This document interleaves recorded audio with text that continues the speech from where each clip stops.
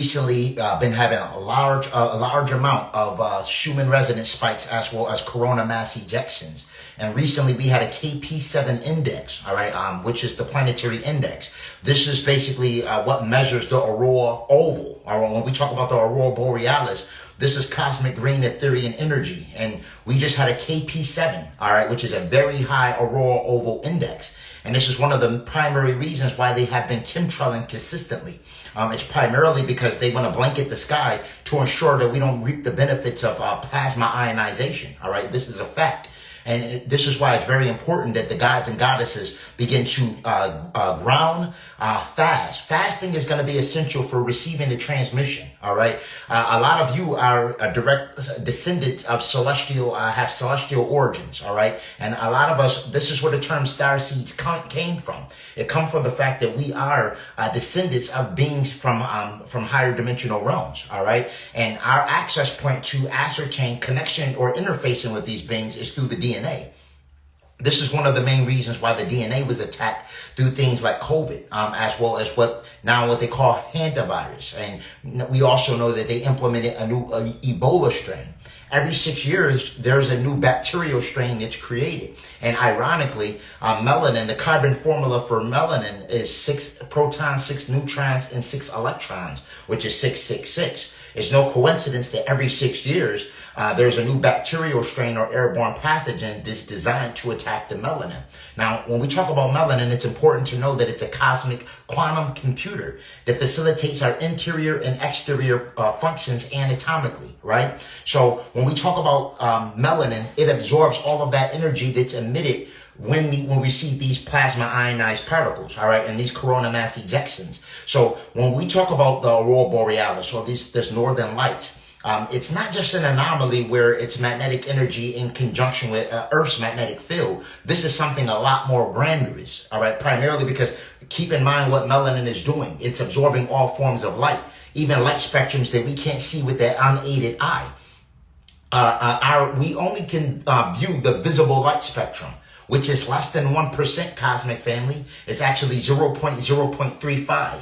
All right. So there's a lot of different wave spectrums that we don't see with the naked eye that our melanin is consistently absorbing. All right. It's absorbing all of that information, and it's pretty much copolymerizing that information into our morphogenetic field. And this is one of the ways we get dis-ease. All right. Because melanin is absorbing all of that. But one of the things that they didn't bank on is that melanin, it becomes impervious after a period of time. So they're surprised, cosmic family, that they haven't been wiped us out. And the reason why they can't wipe us out as much as they see, we'll get sick for a minute, then after a bit of time, we'll develop resilience to all of their nefarious machinations. And it's primarily due to the fact that melanin, it's like a sponge. It absorbs, but then it develops strength. We babies kids, basically. We don't die, we multiply. We just get stronger and stronger. But over the years and generations, they have been able to substantially degrade us and disconnect us from our original abilities like flight, telekinesis, telepathy, and things of that sort, right? But as time progressed, we're actually getting back to that point. This is what the age of Aquarius is about. The Piscean age is the age of, is no longer here, basically. What the age of Aquarius brings in is what the Hopis pretty much talked about in regards to us gravitating into the fifth world. All right. And this is where there's going to be earthquakes in one place or another. There's going to be return of the cosmic ancient astronauts. All right. They're going to be returning. These are all prophecies of the Hopis that the Hopis spoke on. Right. Now, a lot of you have Lyran lineages. When we talk about the Anuhazi and we talk about those Etherians that pretty much seeded the planet, right? We talk about the Syrian High Council, and we have to actually talk about the Anuhazi, those feline entities that pretty much vibrated their essence into physicality after a period of time. When we talk about the first, the Polarians, and we talk about the 5 root races, the earlier root races initially were composed of Etherian, pure light. All right, they didn't have physical bodies like we do today, right? So when we talk about us and these physical bodies, right, what we are is we're light that slowed down. That slowed down its vibratory resonance until the point where we became dense, physical, solid matter. All right. At one point we were light. Then we became sound, and then we became physical. All right. So now, as time progressed, and our objective is to recalibrate our gold body, the crystalline body, the 12 silicate matrix. All right, that we were seeded with initially at the inception of the universe, right? But somewhere along the lines, malevolent extraterrestrials came into play and utilized things like horizontal gene transfer and deceptive machinations to convert our 12-strand genetic template to a 2-strand, all right? And they cut us off of a lot of our, what we call epigenetic storage, what they call junk DNA, right? We know it's not junk, right? We know it's dormant. We know that over the years, they suppress our access to that DNA due to the fact that it's the access point to the Akashic records. We learned that. We know that now, right? So this is why it's very important that once you begin to fast from a lot of the bioengineered, genetically modified organisms, and you begin to ground in sun gaze, at that point, you begin to re-lengthen the telomeres, all right? And again, this is why I also talk about things like EMF protection. A lot of the gods and goddesses aren't remembering their dreams, all right? This is why I talk about use of copper fabric, all right? Once you utilize copper and you have copper around your proximity, because there's a lot of omnipresent deceptive radiation that's around us on a consistent basis. This is one of the ways that the dream agents have the ability of hijacking our dreams and pretty much ensuring that they convert our theta waves into delta waves. It's through the 5G towers. It's through all of the tablets, all of the cell phones that emit blue light radiation, all for the purpose of attacking the pineal gland, all right? And again, for those that follow me, those that listen to my lectures and thoroughly dived in and delved into some of the information that I put out, you will be aware that the pineal gland's primary function is secretion of melanin.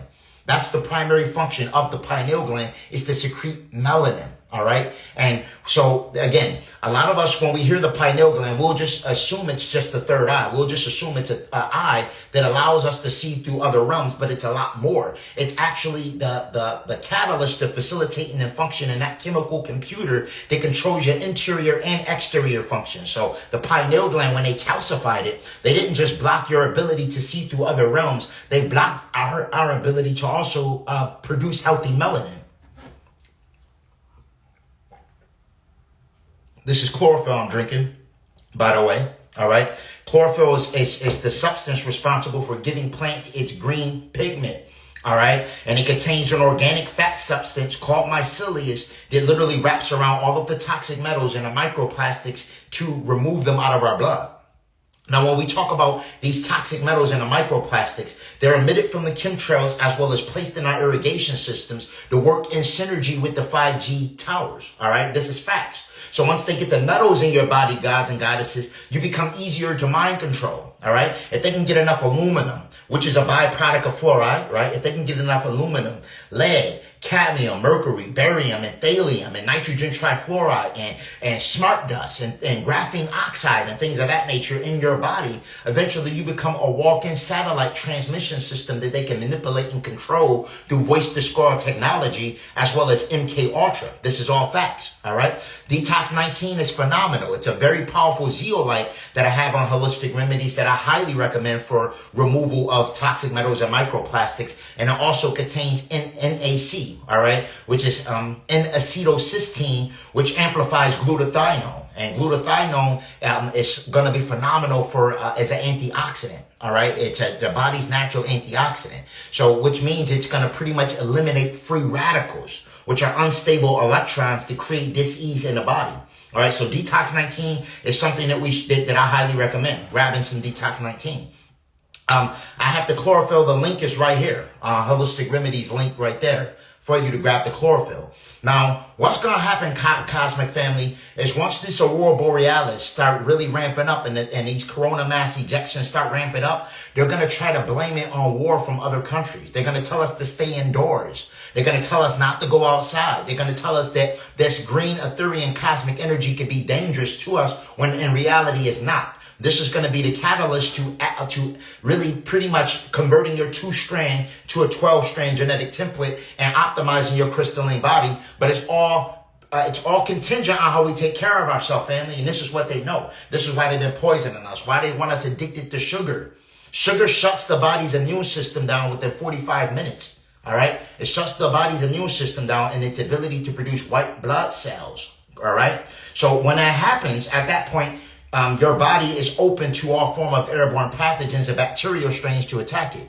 Are we going to see what in America, family? Are we going to see what in America? The Aurora Borealis, you can see it in certain parts of North America. You will see it all throughout. Once, it's going to be a situation where it's going to become very prevalent, and it's going to be a situation where we can't see it. But a lot of times they prevent us from receiving it because those in America, and this, I love everybody around the world, but it's something special about America. All right. It's a reason that on this landmass, they poison the food more. Red 40, blue 5, yellow 6. It's a reason that other countries, their food is not tampered with, but ours over here is. It's something special about the individuals over here. And again, every one of us is special. Don't get me wrong.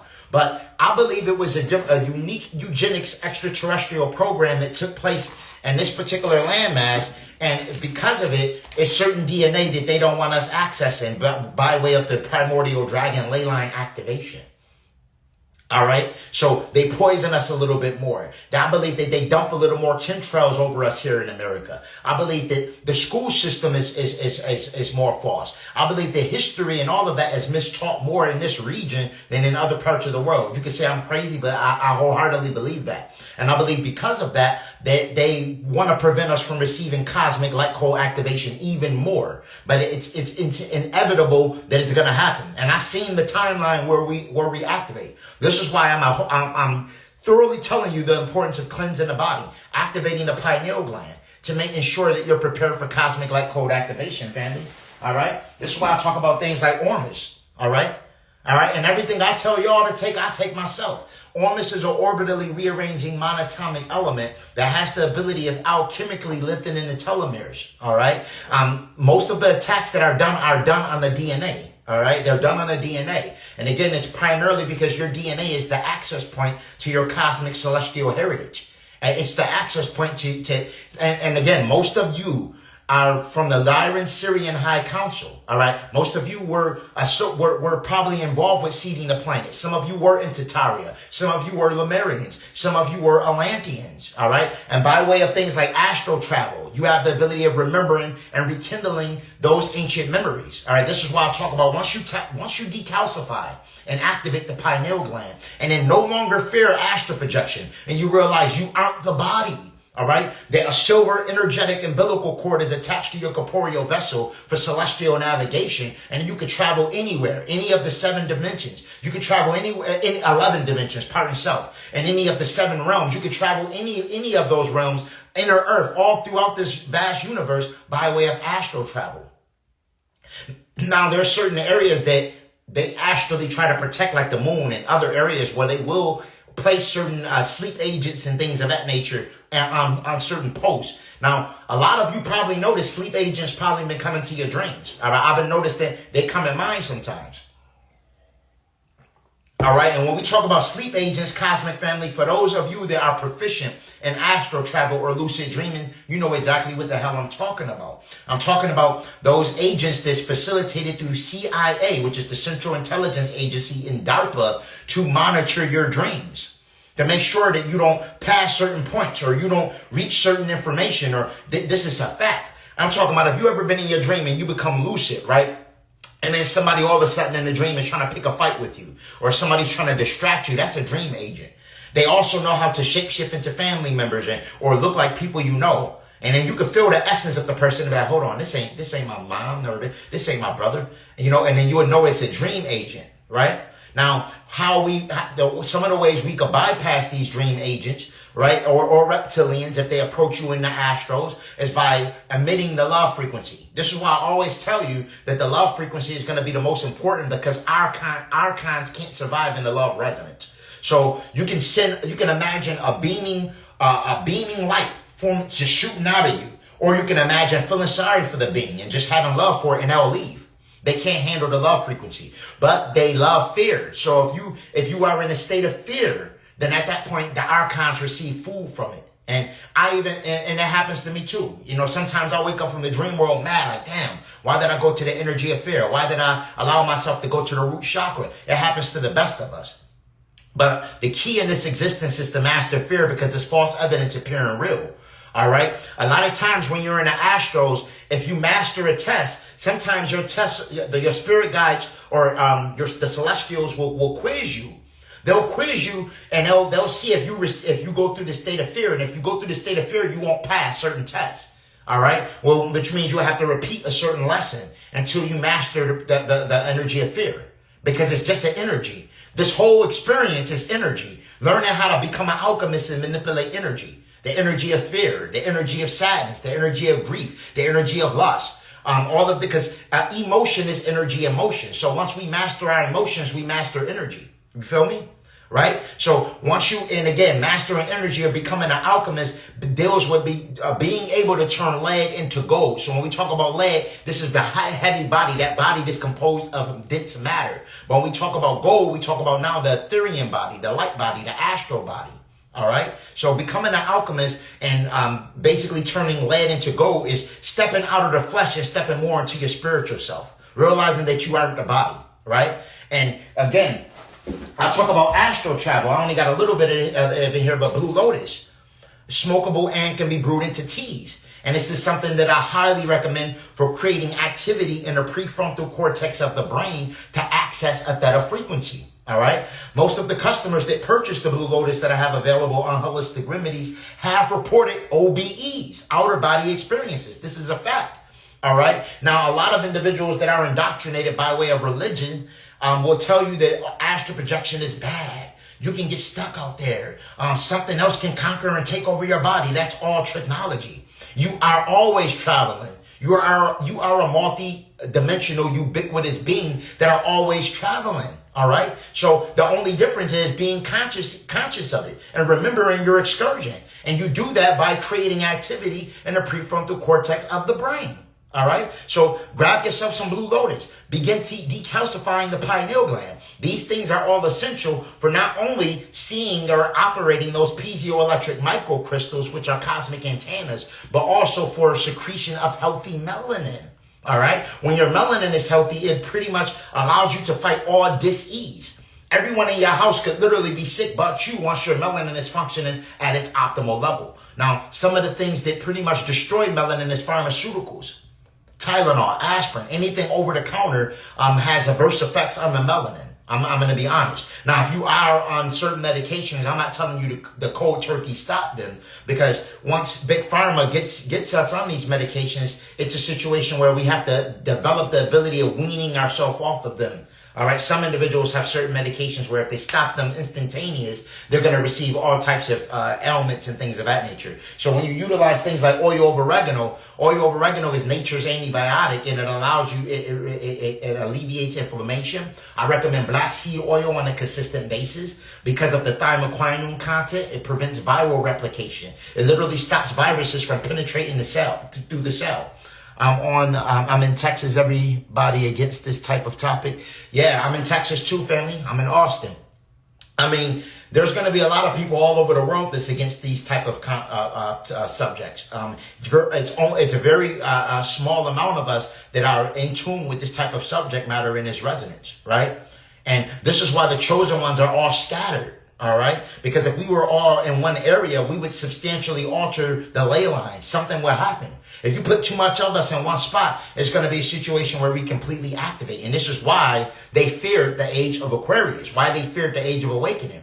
They feared this age primarily because this is the age where so many people are going to be aware of who they truly are and aware that the government completely lied to them and misled them, right? I seen the movie Disclosure today. I ain't going to give y'all any spoilers, but it was fire. It was fire. And I believe this is exactly what's going to take place, but on a heavier scale. I don't want to ruin the movie, so I'll give y'all about a week before I really get into spilling any beans, but I highly recommend going to check out the movie Disclosure. It was fire. Me and the God has seen it today. I saw a small demon face when I had my eyes closed What that mean, was I hallucinating or was it real? It could have been real. It could have been other variants of you. Sometimes now remember, I told you that demon was a word that was introduced during the Hellenistic era. It's a word that was actually taken out of context. The original word for demon meant guiding spirit, all right? Or it meant somebody that can give you different information, all right? But then in the Hellenistic period, when Christianity, the inception of Christianity,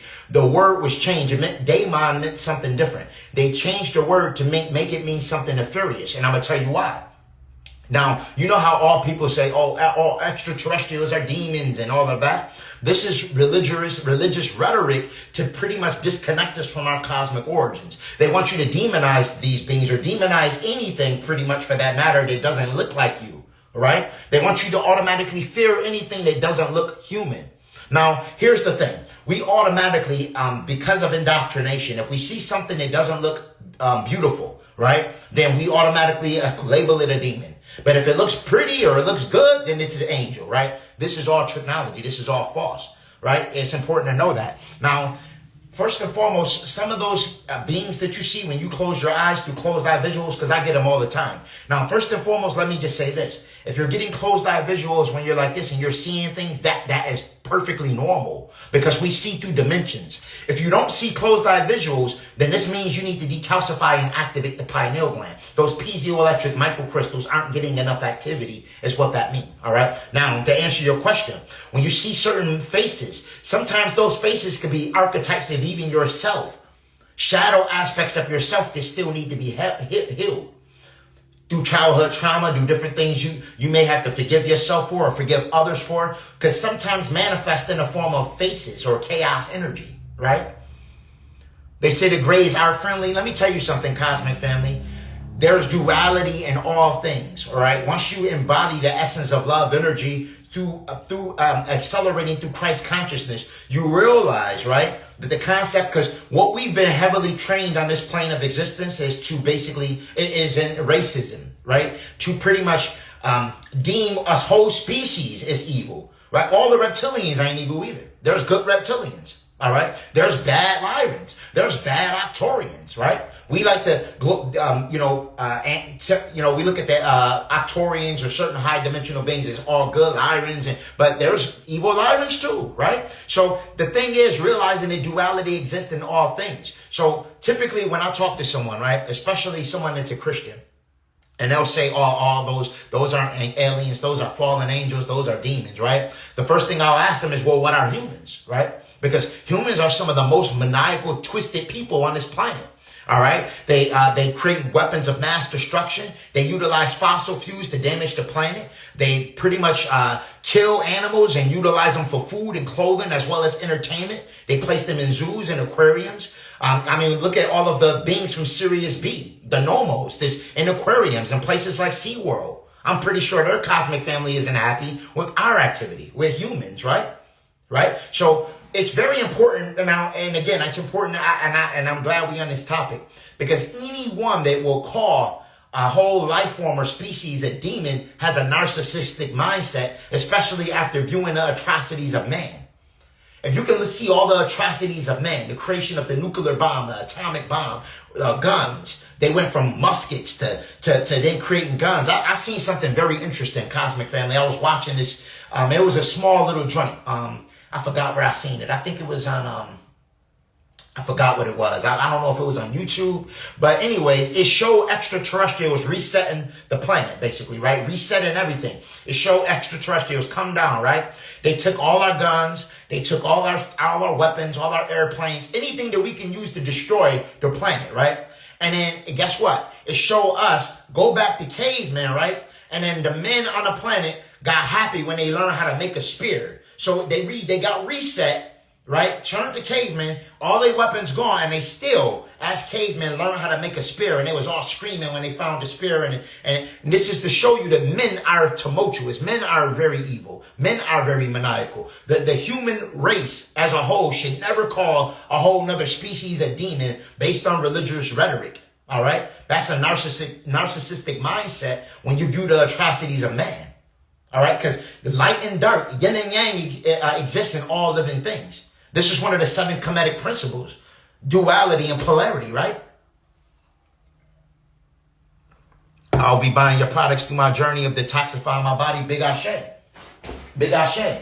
I told y'all chlorophyll, liquid chlorophyll. This is something I recommend. 1 dropper full to 16 ounces of spring, distilled or alkaline water. It's going to get real once the solar flares start ramping up. Once that green Ethereum cosmic energy is engulfing the planet, they're going to tell everyone to stay indoors. I'm telling you. They're going to be like, oh, no, it's Israel or it's Iraq or it's this. They're going to try to make up a reason. All right. And another thing a lot of you are going to hear is bombs and explosions over your head and you're not going to see thunder. And the reason why is because right now the galactics are going to war. There's wars. There's wars over our head that we can't see.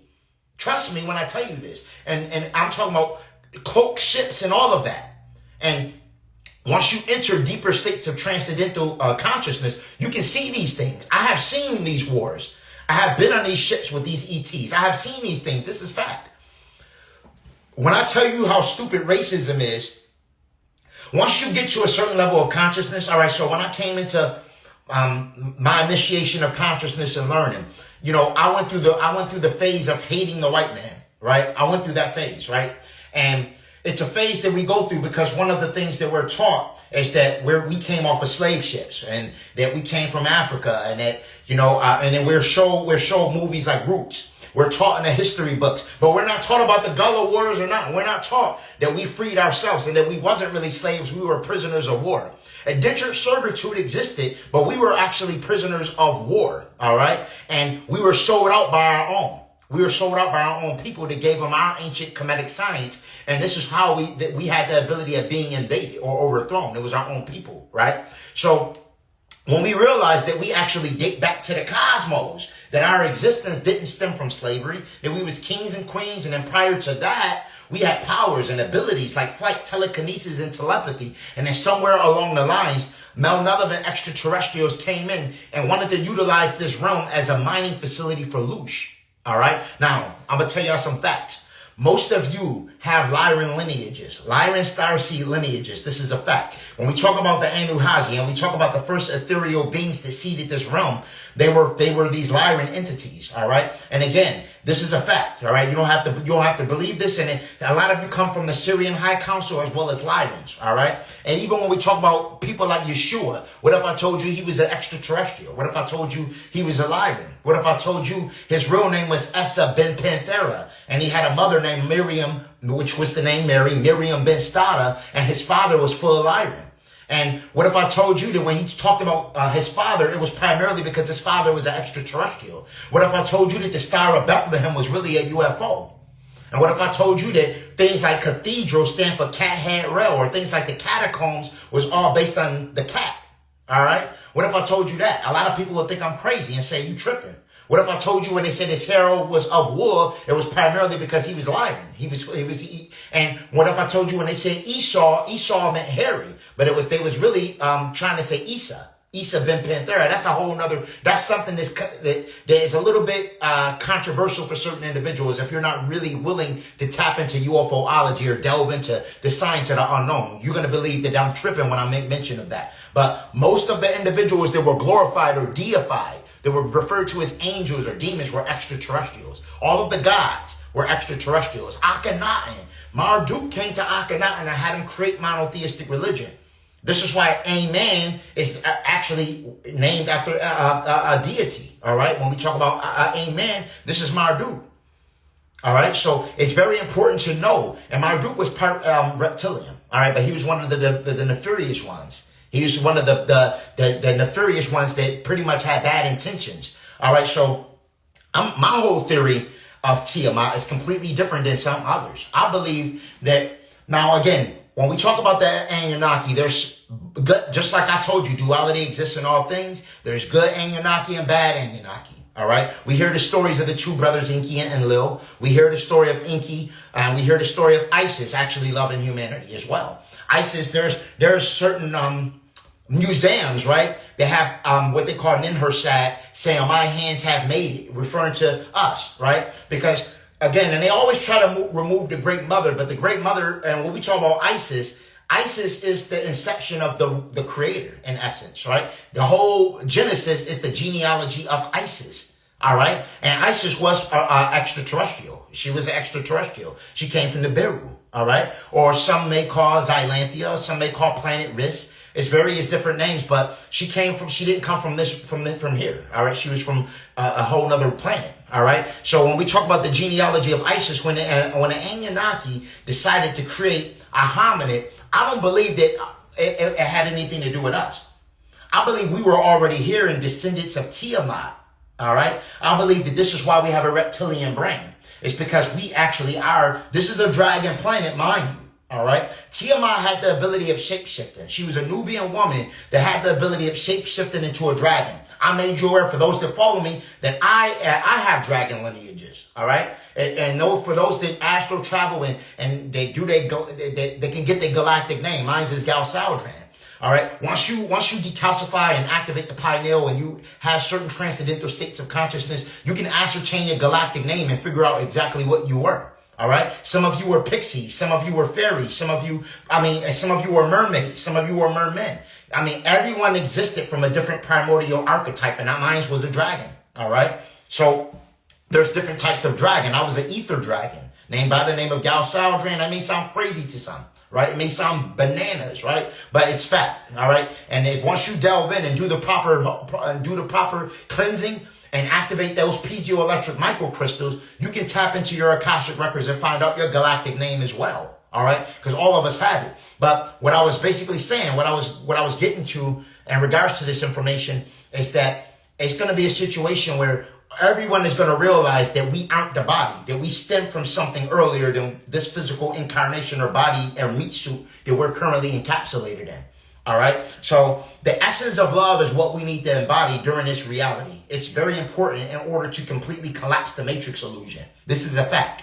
All right. So when you go to other realms, when you're on the ships, I seen blue people, green people. I made you aware that our skin was green or blue, like the Avatar, before the cosmic invasion. All right? Before we were invaded. And our planet, because oxygen is a neurotoxin. We're not supposed to be breathing in oxygen. So when we talk about our physical, biological structure, we had a magnesium molecule, cosmic family. We didn't have an iron molecule. All right. When the Greys and the custodians and different, because there's good mantids and insectoids too. There's good ones too. There's some that do surgery on you and all of that are good. But when the malevolent factions of the insectoids, the Greys, the reptilians, which are the ones that the blue blood, draconian, Zoroastrian bloodlines, right? Those ones that are associated with the celebrities and the Illuminati. When they hijacked this realm, they completely changed our atmosphere by cutting the massive trees that stretch way out to the ionosphere and all of our piezoelectric crystal structures that were here from the days of Lemuria. All right. All of those oscillating crystal structures and those trees and our atmosphere was completely different. When it was altered, cosmic family, it completely changed us to where our magnesium molecule was then converted to an iron molecule, and we went from colors like green and blue to brown, copper, and tan. This is fact. All right. If you analyze the sacred geometry of hemoglobin and chlorophyll, they have the same exact sacred geometry, with the only difference being a molecule of an iron, one having iron and one having magnesium. That's the only difference. This is why when you consume chlorophyll contains the necessary magnesium to amplify the D3 receptors to allow you to pull in more light photons. This is all facts, scientific facts. All right. It allows you to pull in more light photons from the sun. And this is what's going to give you the ability to pretty much co-polymerize with ionizing particles that are coming in. All right. Now, what if I told you that melanin can resist up to 1,226 degrees Fahrenheit? And it's also impervious to X-ray diffraction. If I told you that, you'd probably think I'm lying, but it's fact. Our melanin has been heavily compromised throughout the centuries, right? It's been heavily compromised. But as time progressed, right, this is a fact, we're going to receive lots of light photons that are going to completely transform us anatomically and rewrite our DNA, all right? This is why I talk about utilizing things like Ormus. Also, if you are a victim of the jab, you know what I'm saying? Get your pine needle tea.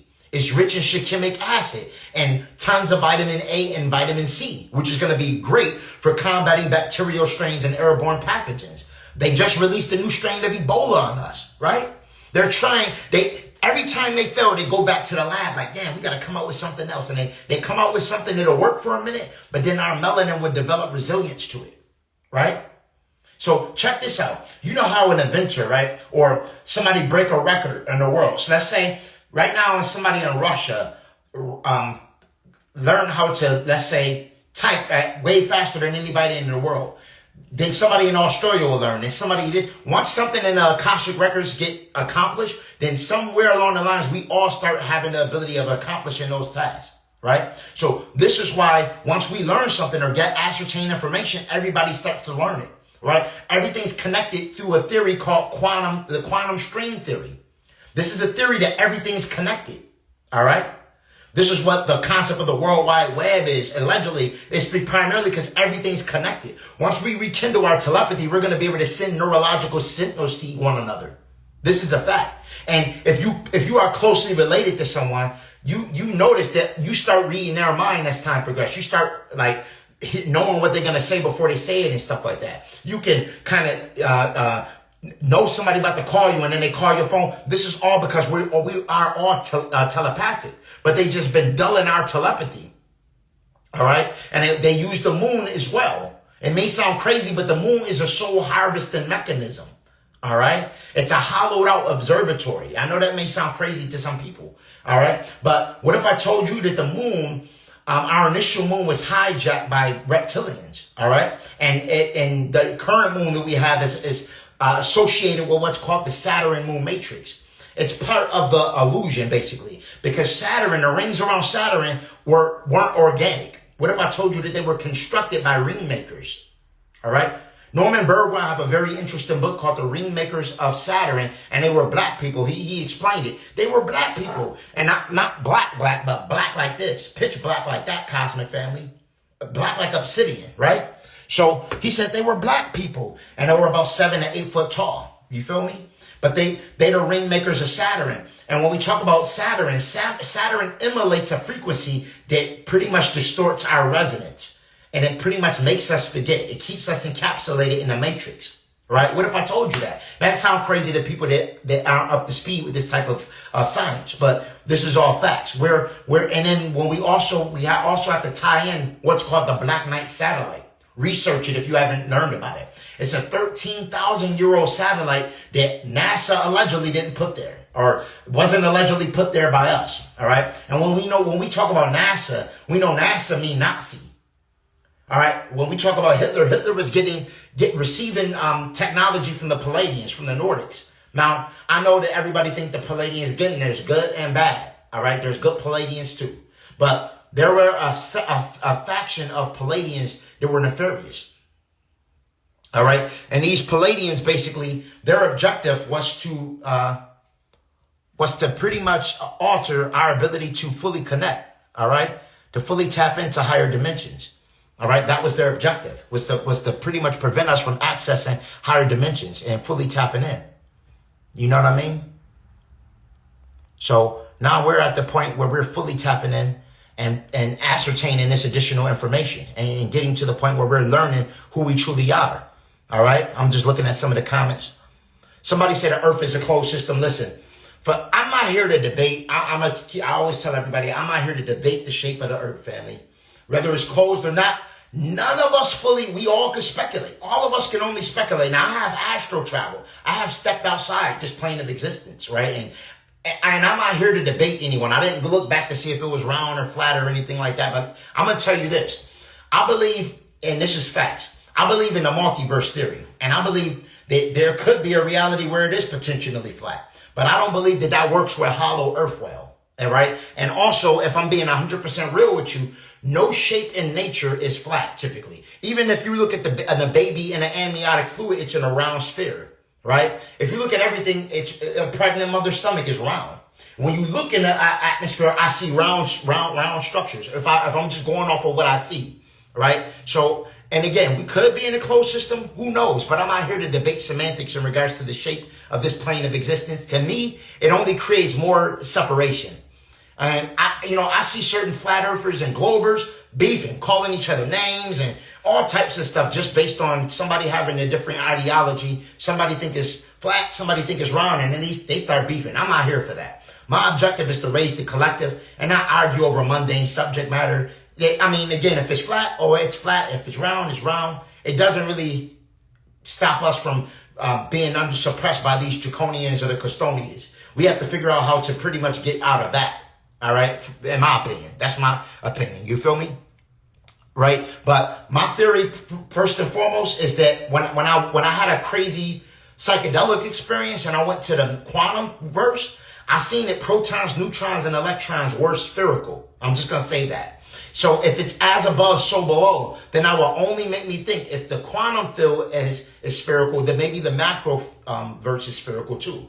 That's just my theory. Again, who's to say, bro? But ultimately, our objective primarily during this age of awakening should be fully stepping into the higher version of ourselves. All right? That should be our true objective. You know what I mean? Of course, you're the soul, not the body. Let's see, somebody said, that's why I resonate with you. No shape in nature is flat. The only thing you can say is flat in nature is leaves. But even if you look at leaves under a real small microscope, you would see round structures, right? But leaves would be the only thing that's flat. But anything in regards to something that holds life, because the planet's feminine, is round, right? Even our skull that houses our brain is round. The brain that houses the mind is round, right? I'm just going off of that. The eyes, everything we look at really in nature pretty much is round. If you blow up a bubble, it's going to formulate into a round spherical structure because it's going to be the best structure to pretty much ensure that it survives the atmosphere. That's why bubbles formulate into a sphere. If you analyze through a small microscope, you're going to see protons, neutrons, and electrons all have some form of spherical structure. They're not going to be flat. And that's just my theory. But again, I'm not here to debate flat or round earth with anybody. In a lot of my videos, I get flat earthers that always have to voice their opinion, almost like the Christians, how Christians have to tell you something. You post something and the Christian have to come in there and tell you, oh, Jesus this or Jesus that. And I'm like, okay, whatever. If you believe that, sometimes I'll correct them. But for the most part, I don't argue. A lot of times, sometimes you get an agent, what I call Agent Smiths in the Matrix. All right. Because whenever you try to pull someone out the matrix, you get these Agent Smiths. And the Agent Smiths, if you notice, the Agent Smith would just turn more people into Agent Smiths to be like them. Their objective was to get as many Agent Smiths as possible in the matrix, to formulate an encryption on the matrix, to turn everybody to not knowing that they're the one. Neo, with the anagram for Neo, is one. All right. So once you realize that you are the one in this matrix, and then you have the ability of just pretty much overriding the Agent Smiths and really not giving them too much ashe. Right? But, that's the thing. But a lot of individuals are, and again, it's going to be a situation where everyone that deny or denounce the information, the esoteric information that we present is going to be asking you questions. When these ships start coming where people can see them, and they walking and they look to their left or right and see a reptilian or see a different being that's not human, and then they're like, yo, they're going to start coming and asking you questions. Watch. Those same family members that thought you was crazy going to be asking you questions, Cosmic Family. Watch. This the Astro Travelers team.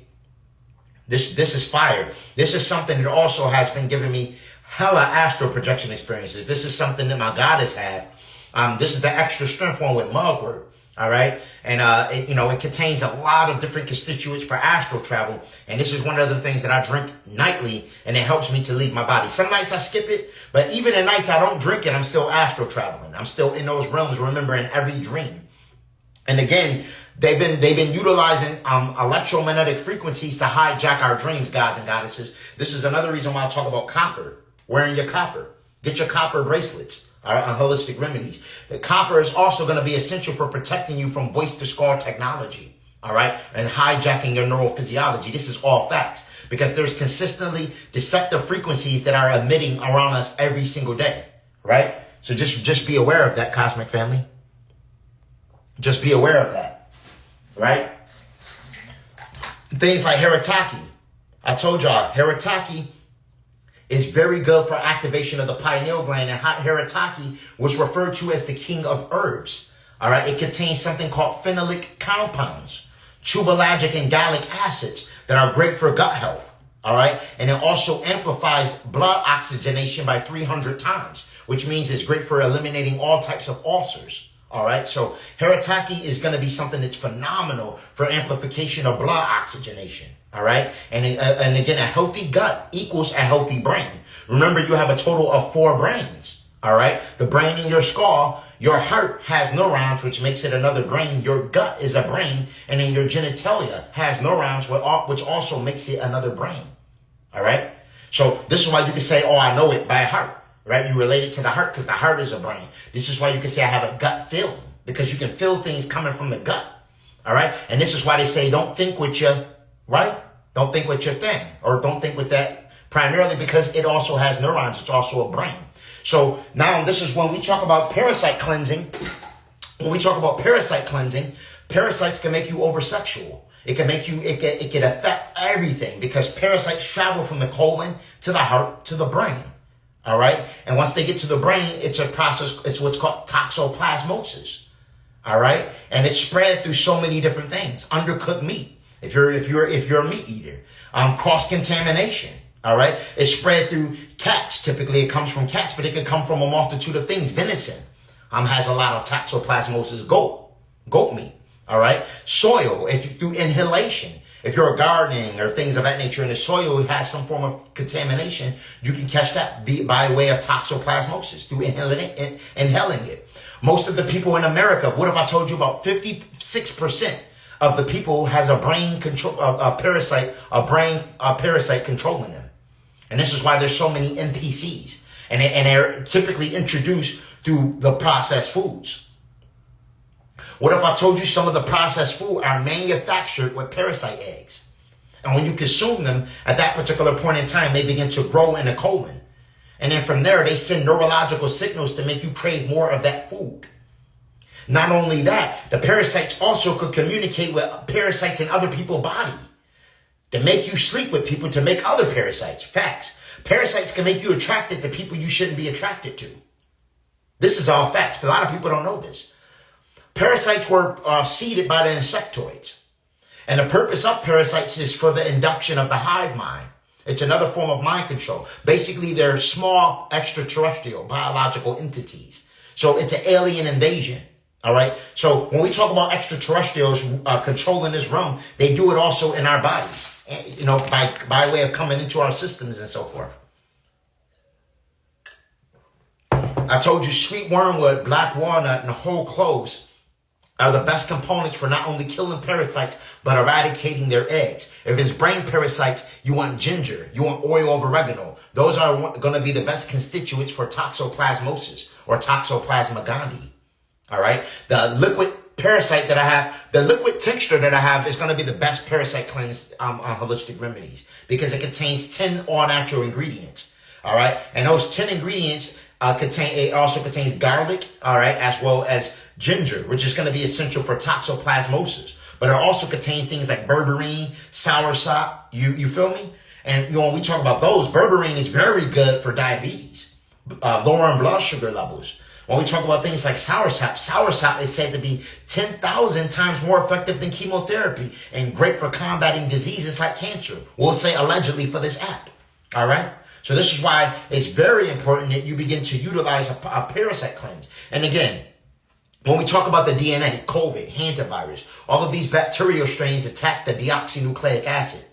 And then they'll implement all of these airborne pathogens of bacterial strains and then tell you need an inoculation. I mean, anybody watching this know damn well they should be staying away from those.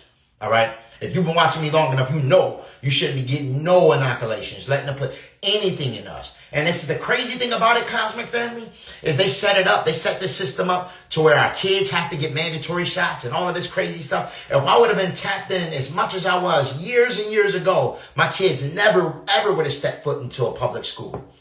All right. If you have a young god or goddess, I don't recommend putting them in their public schools and letting them teach them their technology. Facts, family. If I had the knowledge I have now, right, I would have made sure that my baby mama gave birth not in the hospital without any of their medications or anything. I would have got a doula, right? These are all things that we because our children from inception are poked and prodded And they're made to forget who they are. The bright lights when you're first born and they smack you is the trauma to make you forget who you were. It's all part of it. And then what if I told you that the bright lights are some of the same exact technology that's associated with the Saturn and Moon matrix for amnesia, to wipe your memory? Right? A lot of you are a part of the Gates program too.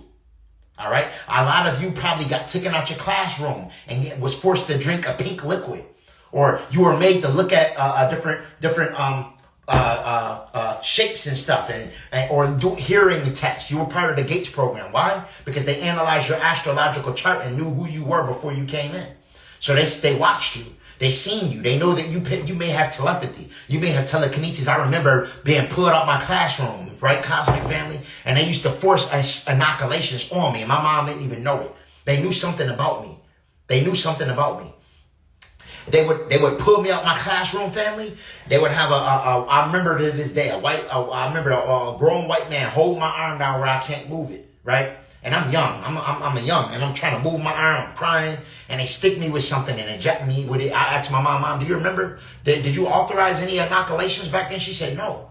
They also used to make me drink a pink liquid. Now, some of you that are part of that Gates program probably have crazy astral projection experiences. Or you may appear in a childhood home, right? You pop out your body, you're in a lucid dream, you're walking around a home that you grew up in. Or it may be a mall, big mall scene area, where or a school. Sometimes there are schools, right?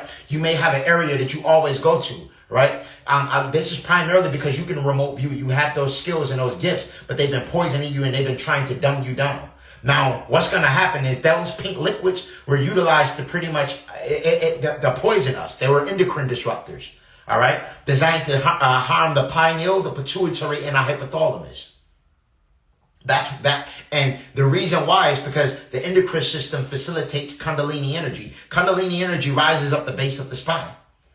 All right. So their objective was to stop the strongest cosmic energy in the universe from rising up the base of your spine by way of inoculations and toxic endocrine disruptors, family. And I was one of them too. So how many of y'all remember having crazy dreams, or you're in a dream world, or you're walking around in houses that you don't recognize, or that you do recognize, part and self, or you'll wake up in a dream, or you'll be in a home, and it feel like it's like a second home of yours. You're walking around, you're picking up stuff, you can feel stuff, you're lucid, you're fully aware and cognitive. How many of you can do that? How many of you can leave your body and astral project multiple times of night? I can. All right. I'm trying to get a lot of you on page with me to decalcify and activate the pineal gland, and get on point and really tap into your higher self. Get your Harataki if you have it. All right. I recommend things like lion's mane, aka Hericium erinaceus, from the tooth fungus group, known for its ability to regenerate damaged neurons. All right. It regenerates damaged neurons. So when we talk about 5G towers, Cosmic Family, when we talk about chemtrails, when we talk about fluoridated water, when you consume lion's mane, it begins to regenerate those neurons that are consistently damaged by the draconian attacks. This is what they don't want you to know. All right? Now, I told y'all. Now, I had a crazy transcendental state of consciousness where the Great Mother told me that I'm protected. I heard the voice of draconians, and they was very menacing. They was very, very maniacal. And they was basically saying all the tumultuous things that they would love to do to me. I'm dead serious. This is facts. This happened in the Iboga state. I was on Iboga, which is an African psychedelic. And I'm laying down and I'm in my trance state doing my own. And as I'm sitting there, I hear these voices. Now, the voices sound like they kind of like behind a wall. You like imagine, you know how you in a house and you can hear somebody talking? Let's say the walls are thin. You can hear somebody in the next room over talking, but you can't hear everything they're saying. But you can kind of hear the tone of their voice, and you can tell whether it's good or bad, right? They were saying all types of stuff that they would love to do to me. And then right while they were saying everything that they want to do, a female voice came on, a black woman, and she said, these are all the things we protect you from. These are all the things we save you from. These are all the things. So when people say nobody's coming to save you and all that, that's not true. Some of us are always protected. Some of us always are guarded. Some of us have what they call guardian angels or angelics, are your celestial star family from other star systems that are watching and protecting you, especially if you're doing the right work. This is why it's very important that we listen to our higher self and that we always tap into our higher self.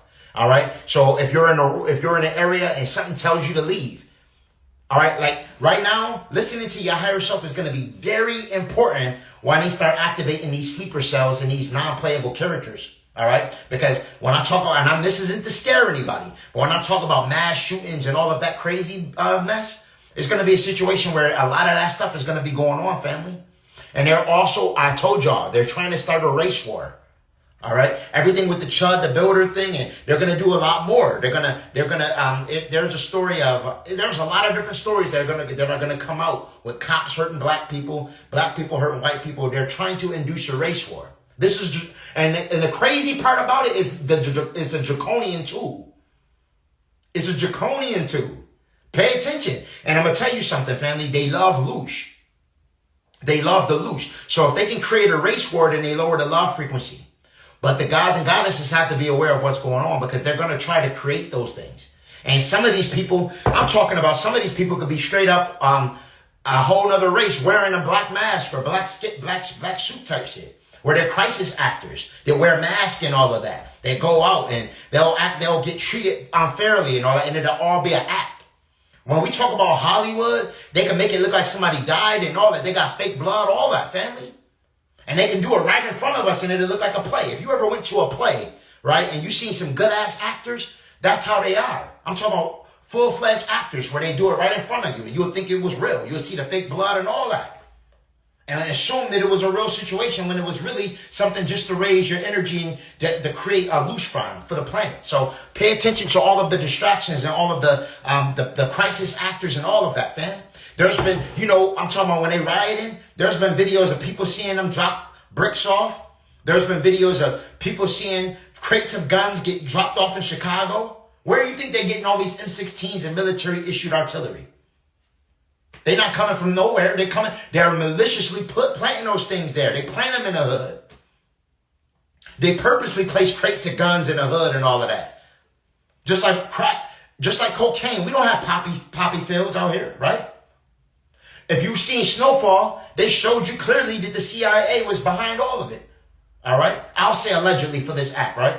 And I made y'all aware, right, that the CIA, Central Intelligence Agency, whole job is to thoroughly watch and facilitate our central nervous system.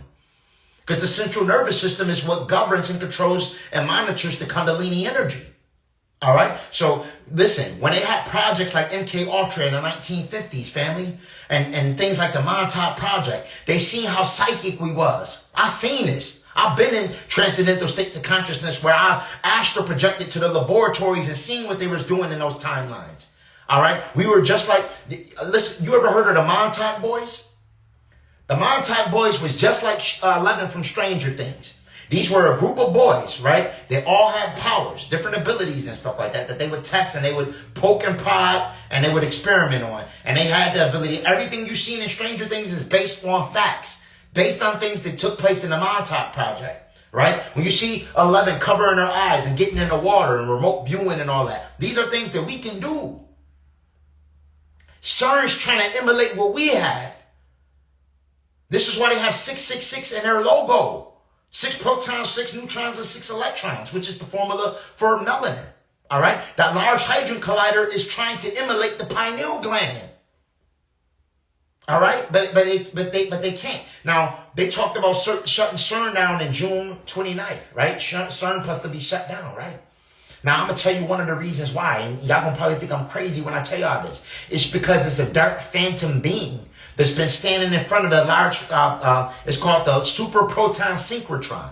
All right. And when they checked the super proton synchrotron, it was a phantom entity walking around in there. All right. And there was also reports of different entities standing in front of the entry point to a portal that they're trying to open. I personally feel like these beings told them, watch what the hell y'all doing. Y'all don't know what y'all doing. And pretty much taking guardship there, watching them. Like, what y'all doing? All right? Now, y'all know how they have Lord Shiva, a statue of Lord Shiva in front of CERN. All right? For those that don't know. Now, Lord Shiva could be depicted as the divine masculine or divine feminine. And they tell you that it represents the cosmic dance. Because Lord Shiva is always doing this dance, which represents the cosmic dance. And they tell you it's about the manipulation of particles dancing, but that's not true, family. So when Lord Shiva did this cosmic dance, it would destroy different timelines. All right. So when CERN is trying to do is they're trying to destroy certain timelines where the chosen, right, where the gods and goddesses completely take their power back. And they're using a device called Project Looking Glass to actually look into other realms, family. This is facts. All right. And there's different entities, different beings. Some of them could be us from other timelines telling them, watching them like, nah, y'all ain't. Listen, you would be surprised what you do in the Astros. Some of y'all are fighting in the Astros and overthrowing government and the blue blood draconians and all that. Don't even remember a damn thing by the time you come back. You ever come back with scars on your body? You ever come back tired even though you just had a full 8-hour to 9-hour rest, but you still sleepy? It's because you're still in the Astros with handling business. All right? This is facts. This is fact, Cosmic family. A lot of us are way higher in the Astros than we are in this current reality. And we are actually who is our gods. We are our gods. What do you mean? Who are our gods? What do you mean? You are the god or goddess that you've been looking for this whole time. Now, certain individuals are referred to extraterrestrials, these beings, as gods or goddesses, right? These, what they call angelics that will come down, right? Now, keep in mind, we haven't fully, the earlier versions of us, we were seeded with that same 12-strand genetic template. We had telepathy. We had telekinesis. We had flight. We had the ability of teleportation. We had all of these abilities, but we have been heavily subjugated, all right, and altered. All right. Let me look at the some of the comments. My bad, Cosmic family. I'll be going in my rant, so pardon me. I get a lot of ringing in my ear, a lot, especially when I do an act of kindness. Ashe. So when you hear that ringing in your ear, Cosmic family, it's important to know that that ring is a transmission that your higher celestial star family is trying to communicate with you. All right. So I recommend copper. I recommend keeping shungite and things of that nature around you. It's very important also that you're taking things like ginkgo biloba. Ginkgo biloba is phenomenal for tinnitus. All right. Tinnitus also is a situation where it's ringing in the ear. And this is also real talk where I recommend detoxing the body. I'm going to keep it a stack with you right now. When you have toxic metals in the body, sometimes this is real talk. Sometimes the metals can interact with certain omnipresent radiation or EMF waves where it create a piercing sound in the ear as opposed to the transmission we hear. All right. And then sometimes if you hear a ringing, it could be, it's a number of things. The ringing can also be you hearing the Schumann resonance. Some of us, because we have a direct connection to the planet, when the Schumann resonance shifts, we can hear we can hear it sometimes. Right. You ever take psychedelics and you can hear extra sounds too? Because guess what? Just like we can't see all of the light photon spectrum, we also can't hear all of the auditory, everything in our auditory field either. There's different things that are emanating sounds and frequencies. This is why you can blow a dog whistle and you can't hear it, but a dog can. Right? There's different frequencies and resonance that are always around us that we can't hear either. Right? But once you fully amplify, then you can hear all of those sounds. And a lot of those sounds is the reason, see, the fact that we can hear is what does our ability to communicate telepathically. Because those sound waves and electromagnetic frequencies is what we really need to tune into to activate our telepathy again. And in order to activate our telekinesis again. We need to learn how to feel the ether again and to manipulate the ether again in order to fully tap back into our telepathy and our telekinesis. Things like ginkgo biloba are phenomenal for also decalcifying and activating the pineal gland, but also is great for macular degeneration and increasing vision. All right. Ginkgo biloba is something that I highly recommend. All right. And this one contains B12 and vitamin B6. All right. So this is something that I highly recommend. And this is also fused with Bacopa. All right. Bacopa is a phenomenal Ayurvedic. Another name for it is Brahma, or Brahmi, pardon me, which is named after the Hindu deity Brahma, which is associated with universal consciousness. And so once you activate the pineal, you're going to notice or start utilizing certain herbs, you're going to notice less ringing and more of the transmission coming in. Don't follow me back. You got to send me this, some bro, you holding back a lot of great information. Ashe, I'm not holding back anything, family. I'm providing all this information for you right here. All my dreams are always me fighting zombies or something like that. What does that mean? That means that in an alternate realm that you're actually fighting these beings. Dreams aren't just sub-constructs of the mind. All right. When we dream, look at it as a window to the multiverse. All right. Look at it as a way to peek into other realities where you exist in different time spans. All right. So that's what you want to view dreams as. Don't view them as just feeble sub-constructs of the mind. No, they're not. They're a lot more than that because we're multidimensional. This is why I tell you we're always traveling. We're always astral projecting and traveling. You feel me? We're always going to different realms. Yes, the teachers are in on it. They all work for the government. Yes, but check this out, Cosmic Family. Some of the teachers don't even know that they're in on it because the curriculum, when it was introduced with the draconian technology in it. All right, so they have no clue for the most part. Now, some of them, the ones where we'll say college professors, the ones that are higher up, teachers really don't get paid enough to fully know exactly what's going on. They've been brainwashed their damn self when they was kids going to school. Right? So it's a repeating cycle. We go to school. We go to school. We listen to what they're telling us. Those that never question it, they'll believe it's the way. They'll become an adult, and then later they'll teach the same curriculum. So it's a situation where it's all about who provided the curriculum never questioned it. Right? But once you begin to access things like the Akashic records, you begin to look into esoteric information. Right? Then you begin to find what's hidden. All right. So it's the difference. You have esoteric and you have exoteric. Exoteric is what's on the surface. Esoteric is when you dig deep into the knowledge. All right. So a lot of those individuals that are teachers are just exoteric. They just are surface level. We delve into esoteric information here, Cosmic Family. That's the difference. So I don't really fault the teachers because they never delved into esoteric information. They are only exoteric. They only are surface level because they never received the proper tutelage to learn. All right.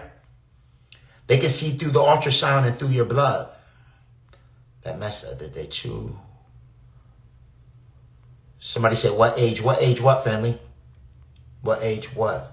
What age when you're in school and they do crazy stuff to you?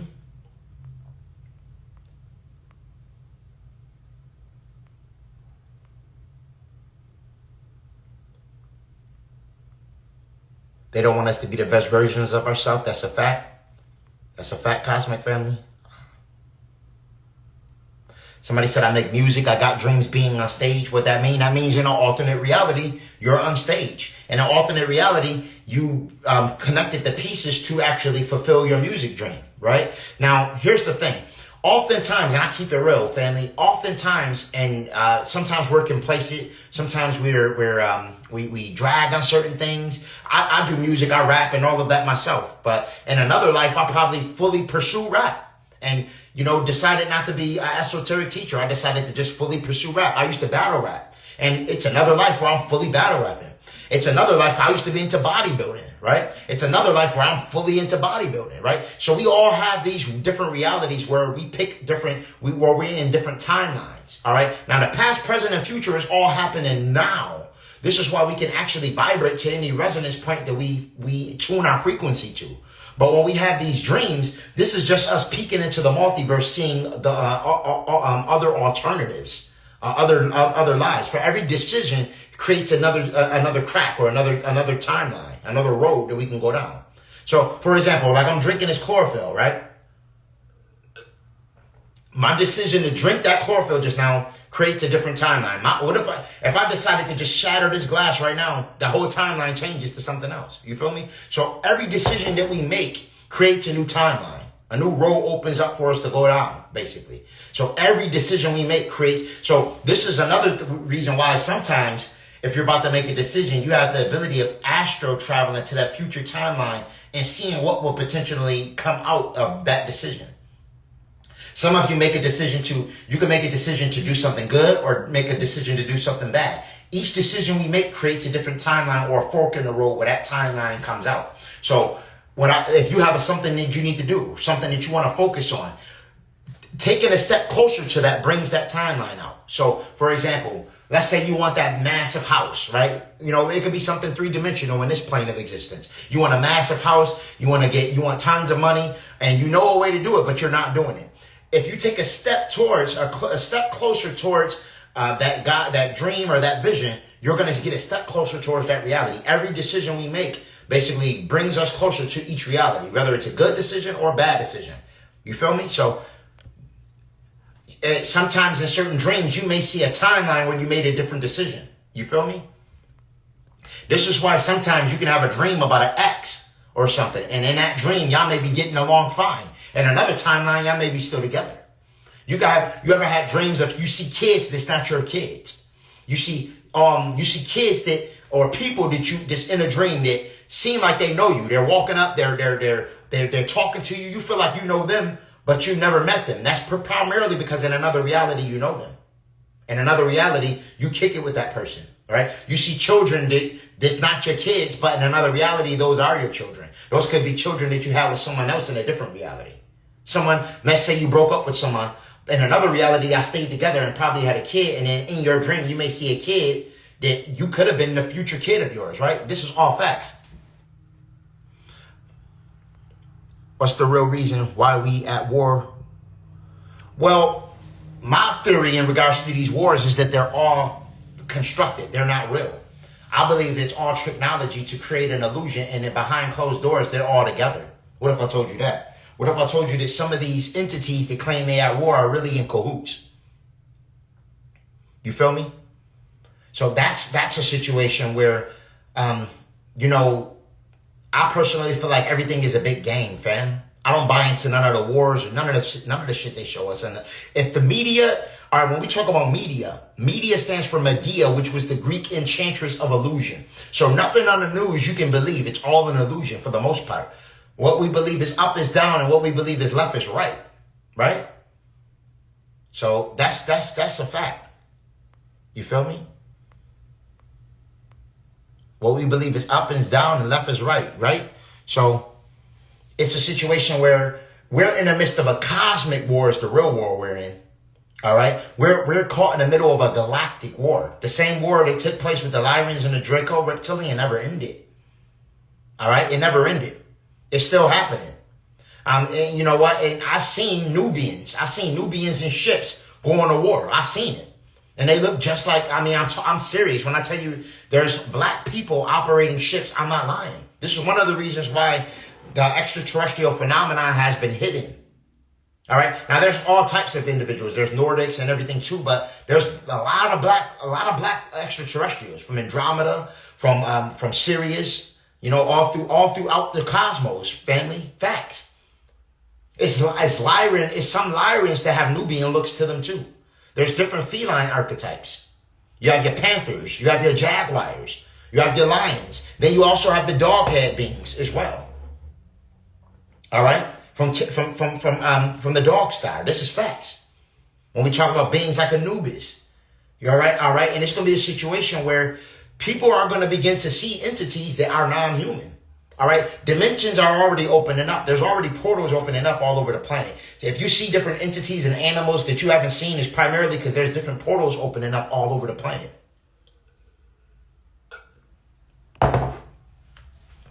When we talk about portals, cosmic family, portals are a natural phenomenon that occurs from electromagnetism. When we talk about the sun's magnetic field in conjunction with the earth's magnetic field, it creates what's called electron diffusion regions. All right. In quantum physics, they refer to them as X points. These X point anomalies open consistently all the time. They even open in our home. All right. They open in our home as well. And it's a situation where now, because we're in solar cycle 25, right? The plasma ionization has increased substantially. So more neutrinos are hitting us. All right. More neutrinos are passing through us and hitting us on a consistent basis. And it's going to be a situation where some of you are quantum leaping. Some of you may at times feel like you don't know what's what. You have flashes of deja vu. Times where in your dream it's going to feel like you don't know what the hell. Hold on. I got something to tell y'all. In this one dream, I actually made a video about it. And one dream I had, cosmic family, I was in this dream, and every day I wake up, I take my daughter to school and everything like that, right? And I'm sleeping, and I wake up, but for some reason, I don't wake up in my home. I wake up at my grandmother's house that I grew up in. I made you aware, if you're a part of the Gates program, some of you probably wake up in homes that you recognize, malls, around a lot of people. Astral projection is something very normal for those that have these abilities, right? So anyways, I wake up and I'm in a house that, I grew up in, one of my grandmother's house, and I'm in there and I get up and I'm fully lucid, but I'm not in a dream looking at it like a dream. I'm there. I'm physically there. I'm up and I try to wake up because I'm lucid. I try to wake up and I'm still there. I was still there. And I'm very proficient in the art of lucid dreaming. I can wake up on a drop of a dime. I was fully tethered to that reality there. Now, it's a silver energetic umbilical cord that attaches us to our corporeal vessel. But what I personally believe is that in some realms, the resonance or the frequency that we vibrate at, we can get entrenched in that particular realm for a little bit, for a long duration of time. Will be a little bit more of a task coming back to your body. And I was there for a minute. I'm like, whoa. And I'm like, I'm there. I'm fully there. And I'm putting my shoes on. I'm looking around. I can feel, everything is tangible. I can touch the wall like this. I can touch the wall. And I'm fully there. And I'm like, wow. And then after a while, eventually, something happened where I phased back, and I phased back here, right? But the dimensions are merging, all right? We're in between the third and fourth dimension, all right? At one point, the dimensions was completely separated. We didn't need to sleep. There was an Anunnaki war that took place that knocked the dimensions together, where now we have to sleep. But we can occupy both dimensions, and we can travel through different realms through sleep. But now, because the frequency is increasing, I believe the dimensions are going to are separating again. You feel me? Have you ever had a dream where you're the consciousness? Where I am the consciousness, you have to explain that a little bit better, because we are always consciousness, right? Everything, the concept of existence is consciousness. So I guess I just need you to reword that a little bit more, family, so I can answer the question as best as possible. I have the gift of song. Who gifted me the ability? They came to visit. Who gifted you the ability? The gift of song? That's something you have to delve into your Akashic records to find out, Cosmic Family. I can't tell you. It could have been a future version of you that gave you that gift. All right. So sometimes when we receive certain information, it can also come from future versions of us, future variants of us. All right. That will give us the angel numbers like the 222s, the 111s, the 333s. Sometimes it'd be future versions of us. Facts. This is all facts, Cosmic Family. All right. So, let me see here. Like your consciousness looking at your avatar self. All right. So let me tell you this one, Cosmic Family. You mean, all right, so when you're looking at your avatar self, are you talking about an outer body experience? Because there's, what you are explaining sounds like you separated from your corporeal vessel and then look back at your physical body. That's an outer body experience, all right? If you can see your physical body, your physical avatar, then at that point, you're outer body, if that's what you're referring to. Yes, I have done that as well, all right? That's what it sounds like you're referring to. All right, when you physically separate from your corporeal vessel, look back and then fly through your roof or your ceiling or make your excursion. All right, let me tell you what happens to me in certain situations. There's often times where I'll astral project, right? A portal will open up of some sort, and I'll be pulled through this portal. And then sometimes I can't control where I'm going at all. Sometimes I can harness a thought and it will take me there, but other times I don't know where I'm being pulled. So there's instances where I believe I have been abducted and probably didn't know it, right? Because I'll get pulled through some type of portal, and then when I come through the portal, there's been times I've been in someone's home. They can't see me, but I can see them, and I can walk through walls and everything. All right. Then there's other instances, right, where I'll astral project and I'll go to a reality where I can't walk through the walls, where I'm hitting a wall, but I can fly. But then there's other instances where I can pass through dense material, right? So it's a situation where I have gathered the thought that when I astral project and I can walk through the wall, I'm in this reality. I'm in this reality still. which means that I astral projected out of my corporeal vessel and I went through some type of portal, but this still kept me tethered to this particular plane so I can walk through walls because now I'm in my light body. But in those other instances where everything's solid, right, but I still can fly, at that point I elevated to a different dimension.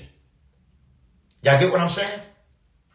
All right. For those that are proficient in the art of astral travel, know what I'm talking about. If you want to have these type of experiences, Cosmic family, begin to decalcify and activate the pineal gland. All right. Try yourself some Blue Lotus. Also, try not to over smoke cannabis. All right. I love my cannabis. I love my Mary too. If you can get Mary, right, find someone that also is a natural grower. All right. Because a lot of the weed, once they legalized it, they begin to weaponize it.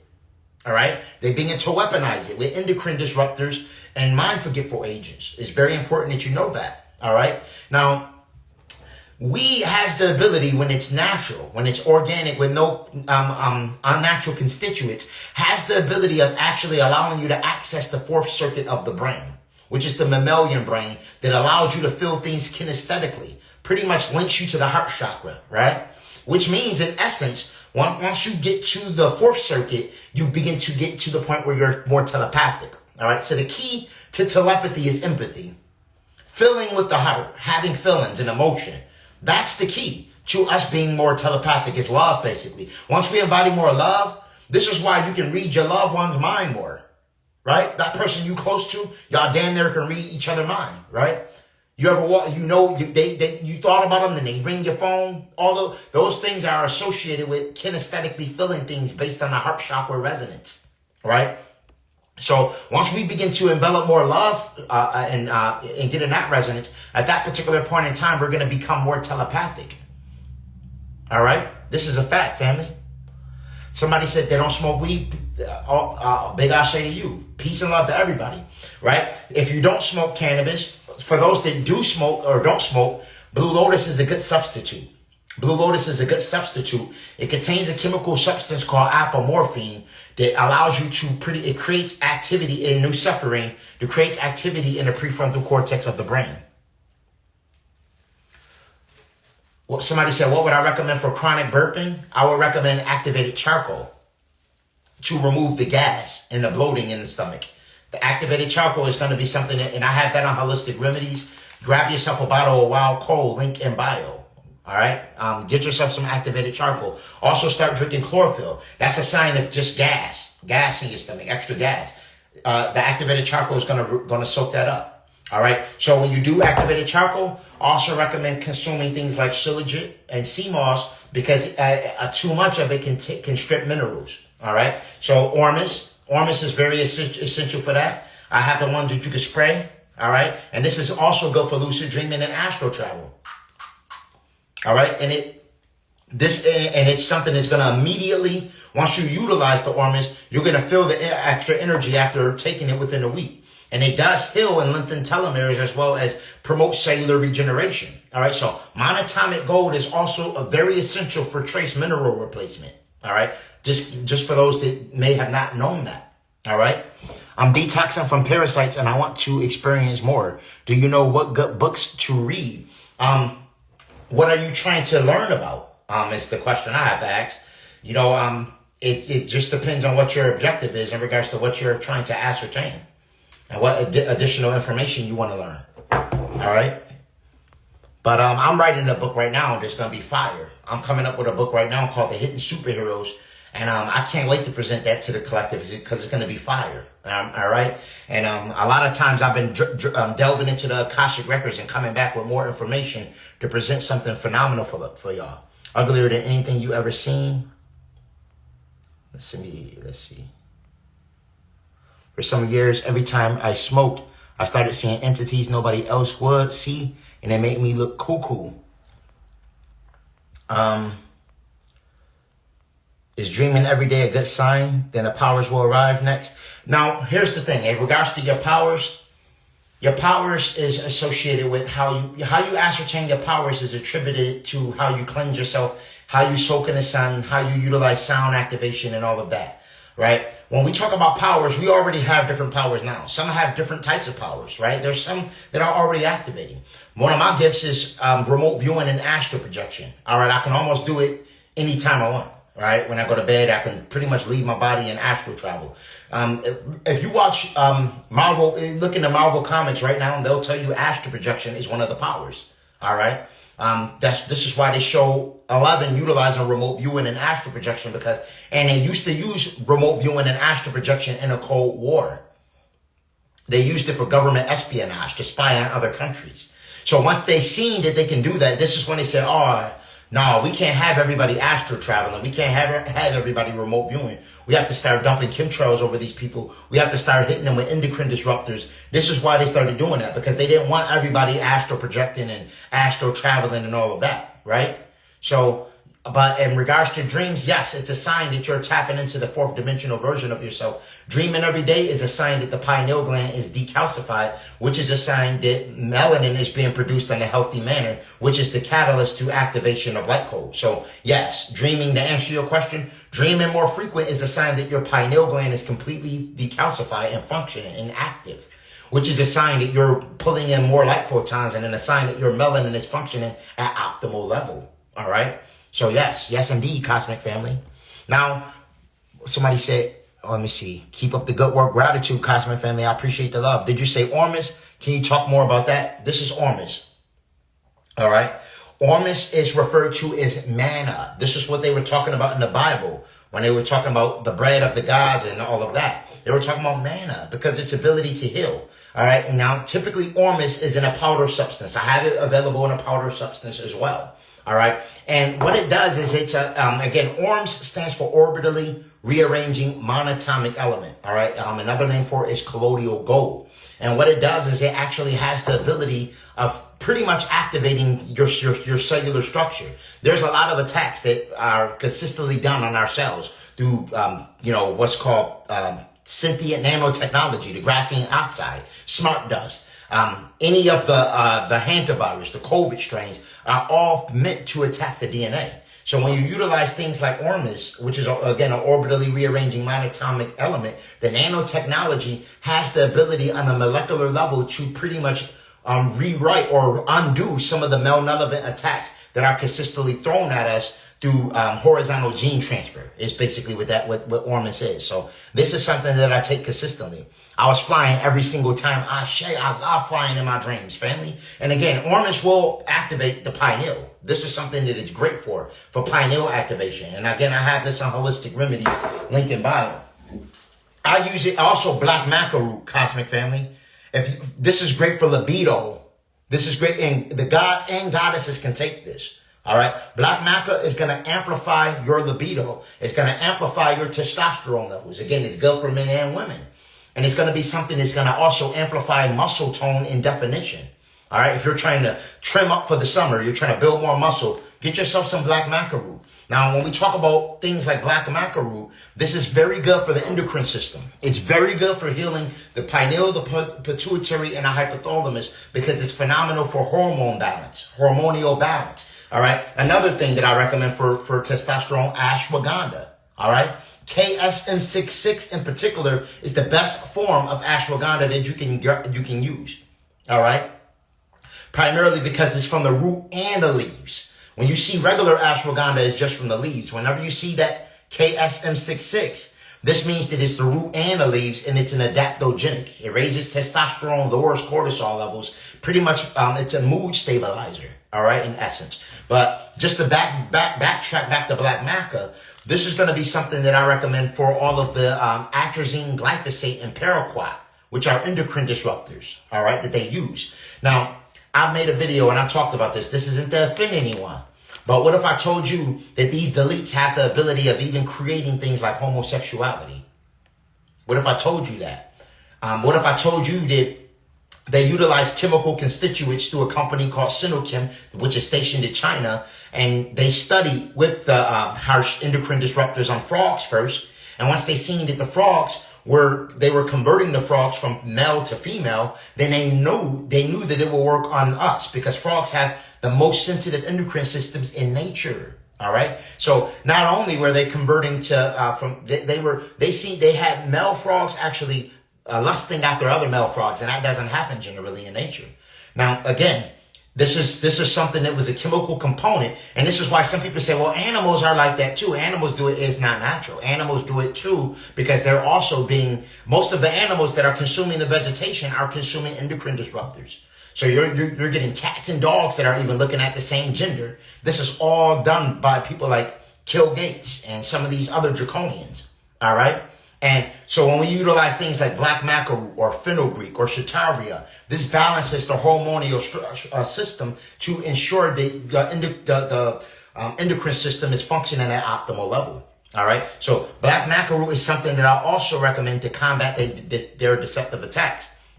If you're young and you're experiencing things like erectile dysfunction, this is because of the endocrine disruptors. If you're a woman trying to conceive a child and they give, a lot of those things give you ovarian cancer, breast cancer. Facts. These are all facts.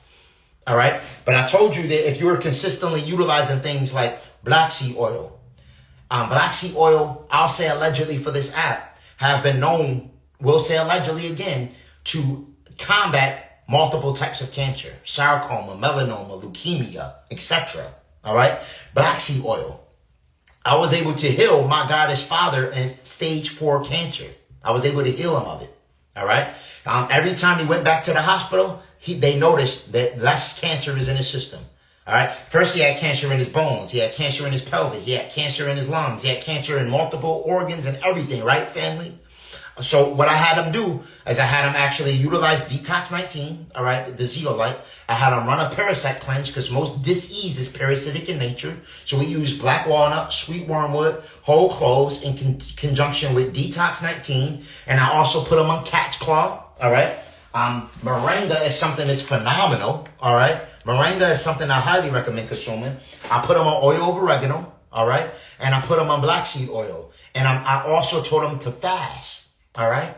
When you fast, the body goes through what's called apoptosis, which is a programmed cell death. All right. So when you fast, within 24 hours, the body eventually goes through the state of apoptosis, which programs a cell death. And then those nefarious cells, those bad cells, pretty much are off themselves. They eliminate themselves. This is just within fasting. After fasting, right? You want to fast completely off any food, right? If you know somebody that got that C word, family, if you know somebody with that big C word, let me do it this way. That big C word, you want to make sure that they're taking black seed oil. You want to make sure that they're taking oil of oregano. You want to make sure that they're detoxing the body. You want to make sure that they're also refraining from fried food. All of those things, sugar feeds cancer. All of those things feed cancer, all right? Breast cancer, rub clary sage on yourself. Clary sage is going to break down the tumors and everything inside the breast tissue. All right. My goddess had a scare, right? And this is why I also tell the goddesses to refrain from toxic bras. All right. My goddess have the bras on her website that doesn't have the underwire. All right. And a lot of those underwires are made with toxic chemicals like lead, cadmium, and mercury. And when you're wearing it all day, especially near the heart chakra, it begins to soak into the chest, and then eventually you develop tumors. Clary sage, rubbing clary sage on that breast, the skin being the biggest organ, absorbs it and then eventually breaks down a tumor. Also recommend using black seed oil. You could take black seed oil and mix it with the oil of oregano to cut it, and you can rub that on yourself too. All right. So I had my goddess father not only taking the black seed oil every day, Cosmic Family, but because you can put it on the skin, and the skin is the biggest organ. Every time he got out the shower, I would have him put it on his while the pores are freshly open. I would have him rub it on the skin so the black seed oil can soak in to co-polymerize with the melanin to facilitate healing. All right. So once you begin to incorporate these things, because again, maintaining a high alkaline environment. Chlorophyll keeps the body at a high alkaline level. This is another reason why I highly recommend utilization of chlorophyll. All right. Chlorophyll is, the substance responsible for giving plants its green pigment. When I talk about cancer, Cosmic Family, I'm talking all types of cancer. This protocol will work on, family. All right. Again, cancer is a parasite. So all types of cancer, but his was bone. All right, bone and lungs, and it was stage 4 in multiple areas. He's in his 80s. He was able to completely eliminate it, and I also had him exercising too. All right. And the thing is also not feeling defeated. If you go to the doctor and they tell you got 6 months to live and shit like that, that is all technology to make you think, woe is me. Then you get yourself sicker, and then next thing you know it. And primarily, especially if you have certain organs and stuff they can use, they're gonna try to speed up and expedite your death as fast as possible. The first thing you got to tell yourself is, my health is in my hands, right? After Bruce Lee got kicked in his back, they told him he would never walk again. Right. And then, Bruce Lee obviously made Enter the Dragon, Chinese Connection, several movies after. So the doctors don't always know what the hell they talk about. Right. When we talk about pharmacy came from the Greek word pharmakia, which means sorcery and witchcraft. That's the etymology of it. So anything with big pharma is sorcery and witchcraft. It's designed for the purpose of illusion. All right. So we have to remember that. So when we talk about naturopathic healing, all right, and healing with holistic remedies, it's a situation where purging and cleansing the body and remaining in a high alkaline environment, like Dr. Sebi told us, is going to be the most essential for fighting off any form of infection or disease. All right. So this is why, another reason why I recommend consuming chlorophyll. Now, I told y'all that I had a person, right, that I recommend chlorophyll. He drank the chlorophyll daily. This guy had HIV, and I'm not alleging that chlorophyll works. This is just one of the reports that came back from one of the consumers and supporters of holistic remedies. All right, he told me he typed out a long message, like a phone book size message, a real long message, expressing his gratitude of how he went back to the clinic and he received his labs, and they can't find HIV in his blood at all after drinking chlorophyll consistently. I told you that chlorophyll is a blood purifier, and that in ancient times, we had an iron molecule as opposed to a magnesium molecule. So when you're consuming chlorophyll, it's cleaning and cleansing out the blood. It's cleansing out the blood. All right. And again, I'm not attesting that this works. Now, something that I will recommend for HIV is Justicia genderusa, also good for arthritis. But this is a very good herb that has been proven to substantially boost the immune system. Also, pine needle tea. All right. These are things that are going to be essential for building up the white blood cells, and then refrain from any sugar. If you're a person that has been diagnosed with something like HIV, first thing I'm going to recommend you to do is throw out anything that's refined sugar. All right. Because your immune system is already struggling.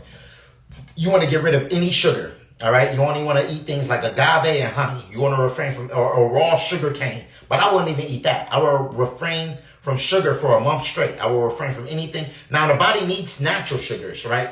Regular sugars like fruit and things of that nature, or bananas with potassium is different. But because the body does need to facilitate a certain level of glucose. But when we talk about refined sugar, this is the devil. This is more addictive than cocaine. Facts. Because it stimulates the brain's reward system, the reward area of the brain. And that makes you addicted to it. So if I was to encounter a person with HIV and they say, yo, Strange, what can I do to get rid of this, family? What can I do? I would say, well, the first thing you want to do, Cosmic Family, is you want to go through a mean fast.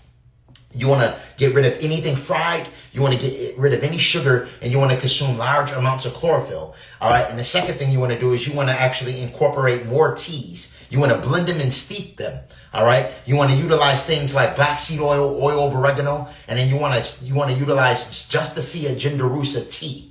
All right. And then also what you want to do is you want to utilize pine needle tea. All right. Because it's rich in shikimic acid, which is going to build up vitamin A and vitamin C. All right. Pine needle tea is what they use for scurvy. This is also what I recommend if you took the jab. All right. Because it attacks the DNA. Grab yourself some pine needle tea. All right. And if they follow this protocol, and another thing, Asian horse chestnut is also very good for blood purification. Typically is associated with varicose veins. Asian horse chestnut. All right. And this is like if you're a person with varicose veins and, poor blood circulation in the legs, you want to get yourself some Asian horse chestnut to amplify blood circulation. And it's been known as the blood purifier. All right. And I guarantee, I ain't going to guarantee it, but I'll say these components, these healing constituents, I guarantee you will notice a different report in your labs. I will guarantee that. You feel me? Peace to the gods and goddesses. Peace, Life Wave. The enemy tried to take me and my family out. Damn. This equipment was literally frying our organs eternally. Where do you get these chlorophyll holistic remedies, Cosmic Family? Now, I want y'all to check this out. When we talk about our cosmic celestial origins and our connections to the Akashic records, it's important to know that it's all through the DNA. It's all through the DNA. So when we talk about healing through the DNA, one of the things you want to do is ground. Grounding is very essential. Grounding as well as sun gazing. The pineal gland consists of piezoelectric microcrystals called magnetites, dendrites, and calcites. These piezoelectric microcrystals absorb light photons. They absorb the light photons. Now, in ancient times, we were breatharians. We didn't even have to eat or anything. We had the ability completely of fully absorbing the sun. But as time progressed, by malnelevant extraterrestrials, they substantially degraded us and ruined our ability to copolymerize with light photonic energy. And this is why we now have to eat to consume, to actually convert food to chemical energy. The reason being is because at some point now, there's some people that are still breatharians that haven't ate. There's one guy that haven't ate in 19 years. Haven't ate no food. He's a full-fledged breatharian. And this is primarily because in ancient times, we had something called melanin magic, where our melanin completely absorbed light photons and converted it to energy. And this is why characters like Osiris and Isis are depicted green in Kemetic pantheon. It's primarily because at one point in time, the iron molecule was magnesium. It was magnesium at one point. This is why they show us shows like the Avatar and characters like Incredible Hulk. It's all attributed to the original color of our skin at one point. All right. So is it true we breathe consciousness? Consciousness is everything around us. The essence of God is consciousness. Cosmic family. When we talk about the essence of God, God is consciousness. Everything is consciousness. Right now, even if you so-called unalived yourself or killed yourself, you would still be conscious because energy doesn't die. It only recycles itself. All right? Because if we stop breathing, we go unconscious. Yes, and when you go unconscious, guess what? You're going to start breathing. You could try to suppress that prana energy and hold it. But guess what? You're going to just knock yourself out and start breathing again. And even if you was successful in killing yourself, you still won't die because death is an illusion. Death doesn't exist. Death doesn't exist. So I had a crazy experience once, a transcendental state of consciousness where I experienced me removing a headset. All right, I removed a headset, and this headset was what we view as life, this reality called the game of life. So when I took the headset off, Cosmic Family, I was on a ship. I was on some type of ship, and everybody was standing around me like, "It looked real, don't it? It looked real, don't it?" And I couldn't believe it. And it showed me that this whole reality that we perceive as our reality, we're actually projecting from a higher dimensional realm, from a fifth dimensional overlay. We're projecting our consciousness from the fifth dimension down to this construct and we believe is real, right? We believe is real. We walk and talk just like The Sims, or if you see a video game, or if you play Grand Theft Auto, and those characters that are walking, they believe that they're in a real reality. And this is just how we are. And if you were to look at Professor James Gates, when he studied the cosmos, he found out that the fabric of the universe is actually made of Adinkra codes, all right? Error correcting codes, the same that are used in computer software transmission systems. And it's that same thing our reality is made of that same exact thing. This is also why if you look at a city from aerial view, it looked like a motherboard. It looked like a motherboard if you analyze it from aerial view. And this is primarily because this whole thing is a simulation system. It is. I know that sounds crazy, but here's the thing. We have the ability of controlling the game based on our decisions because we are the gods or goddesses. This is what they don't want you to know about the game. Now, the game has been hijacked by non-relevant ETs. I'm gonna be real. But we have the ability of still controlling the game due to the fact that we are the gods or goddesses. So if you analyze and listen to your higher mind and you're not subjugated by the low frequency food, because a lot of the food that we consume is one of the main reasons there's so many NPCs. Especially if you're still consuming drive-through food and stuff like that. You should be well above that point. And especially if you haven't incorporated fasting. We overwork our digestive system, Cosmic Family. We tend to eat too much. We've been told we need 3 meals a day. That's technology. That's false. All right? Because as I expressed earlier, the gut is also a brain. So when you overwork the gut, at that particular point in time, you put your body in a state of fight or flight. And fight or flight is associated with the reptilian brain, which is located near the basal ganglia. This deals with the R complex. All right. So when we talk about fight or flight, once you're in our complex at that particular point in time, you're in the root chakra. This is what fear does, and it keeps that Kundalini energy from rising up the base of the spine, like some type of extraterrestrial. Let me see, let's see the comments. Sometimes we all need to be in the same city state. Listen, family. Ultimately, you know, I want to do another function where I get up with the gods and goddesses. I do like to pretty much mingle with the gods and goddesses. It is great to have I want to do a lecture and present something with the gods and goddesses where we playing something where we are together. That will be something phenomenal. And I was thinking about the Grand Canyon because the energy there, you know, with the Grand Canyon, you know, something like that will be phenomenal. For those that are familiar with the master teacher, Dr. York's publication, he talked about how Nibiru, when Nibiru collided with Tiamat, it actually formed the Grand Canyon. It actually formed the Grand Canyon as well as the moon. At ancient times, it was referred to as Shesky, all right? But this was before the Draconians hijacked it, right? But the Grand Canyon, I personally feel like has a lot of secret mysteries. I personally feel like a lot of the cloning facilities, a lot of the Stargates, a lot of the extraterrestrial technology is all kept at the Grand Canyon. And it also houses certain X points or electron diffusion regions or portals into other realities going through the Grand Canyon. I had thought I could contact with the air in nature and feel the spiritual energy of the atmosphere like the ethers can. I really do that. Yeah. Oh, yes, you can. If you feel like you can, you can. And let me tell you something, God, you don't need me to tell you you can. You can do it if you believe you can. You don't need me to tell you that. You feel me?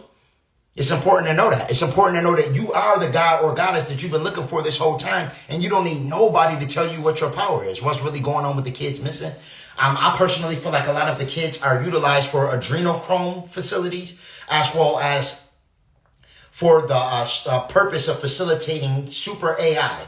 So when we talk about the super AI that Elon Musk and Trump is using, I personally feel like they're extrapolating melanin from a lot of the children that go missing, and they're utilizing it to better amplify their super artificial intelligence that they're using, right? Because melanin is a quantum computer, all right? So when we talk about the English biochemist in 1920, I forgot his name. I forgot it. I don't even need to give him no glory in his name anyway, right? But it was an English biochemist in the 1920s that learned how to extrapolate melanin from the skins of black people, because melanin is an organic conductive polymer, all right? And it's more conductive than silicone or copper, right? So when he learned how to extrapolate the melanin from the skins of black people, they in the 1960s was able, by way of melanin, to actually shoot a light beam, very bright light beam, light up the whole sky by way of melanin.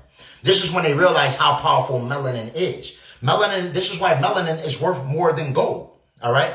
Gold is about $54 per gram. Melanin is about $383. All right. It used to be about $350. It went up. All right. So this is why you never want to put that you're a donor.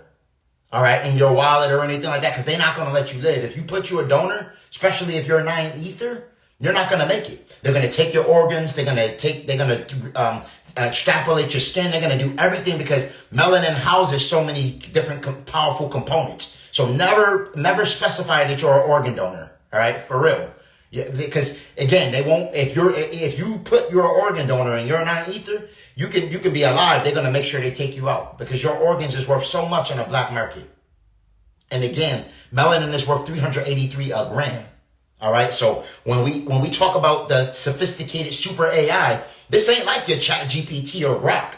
This is way more advanced. But what they doing with those data centers and those laboratories and why they need so much water and all of that is because they're all dumping it into a super AI, which is what they deem the Antichrist. All right, so we already know the Antichrist is what's opposed to Christ consciousness or unity consciousness. All right, because I told y'all that love is the highest frequency. That's going to be the only thing that matters. It's not about race. It's not about nothing, because higher dimensional beings don't see color. They're not going to look down and say, okay, he's white, he's black, he has this. They're going to just see a resonance. They're going to just see frequency emanating off your morphogenetic field. That's all they're going to see, right? So there's some people that are 9 ether that are demons too. Facts.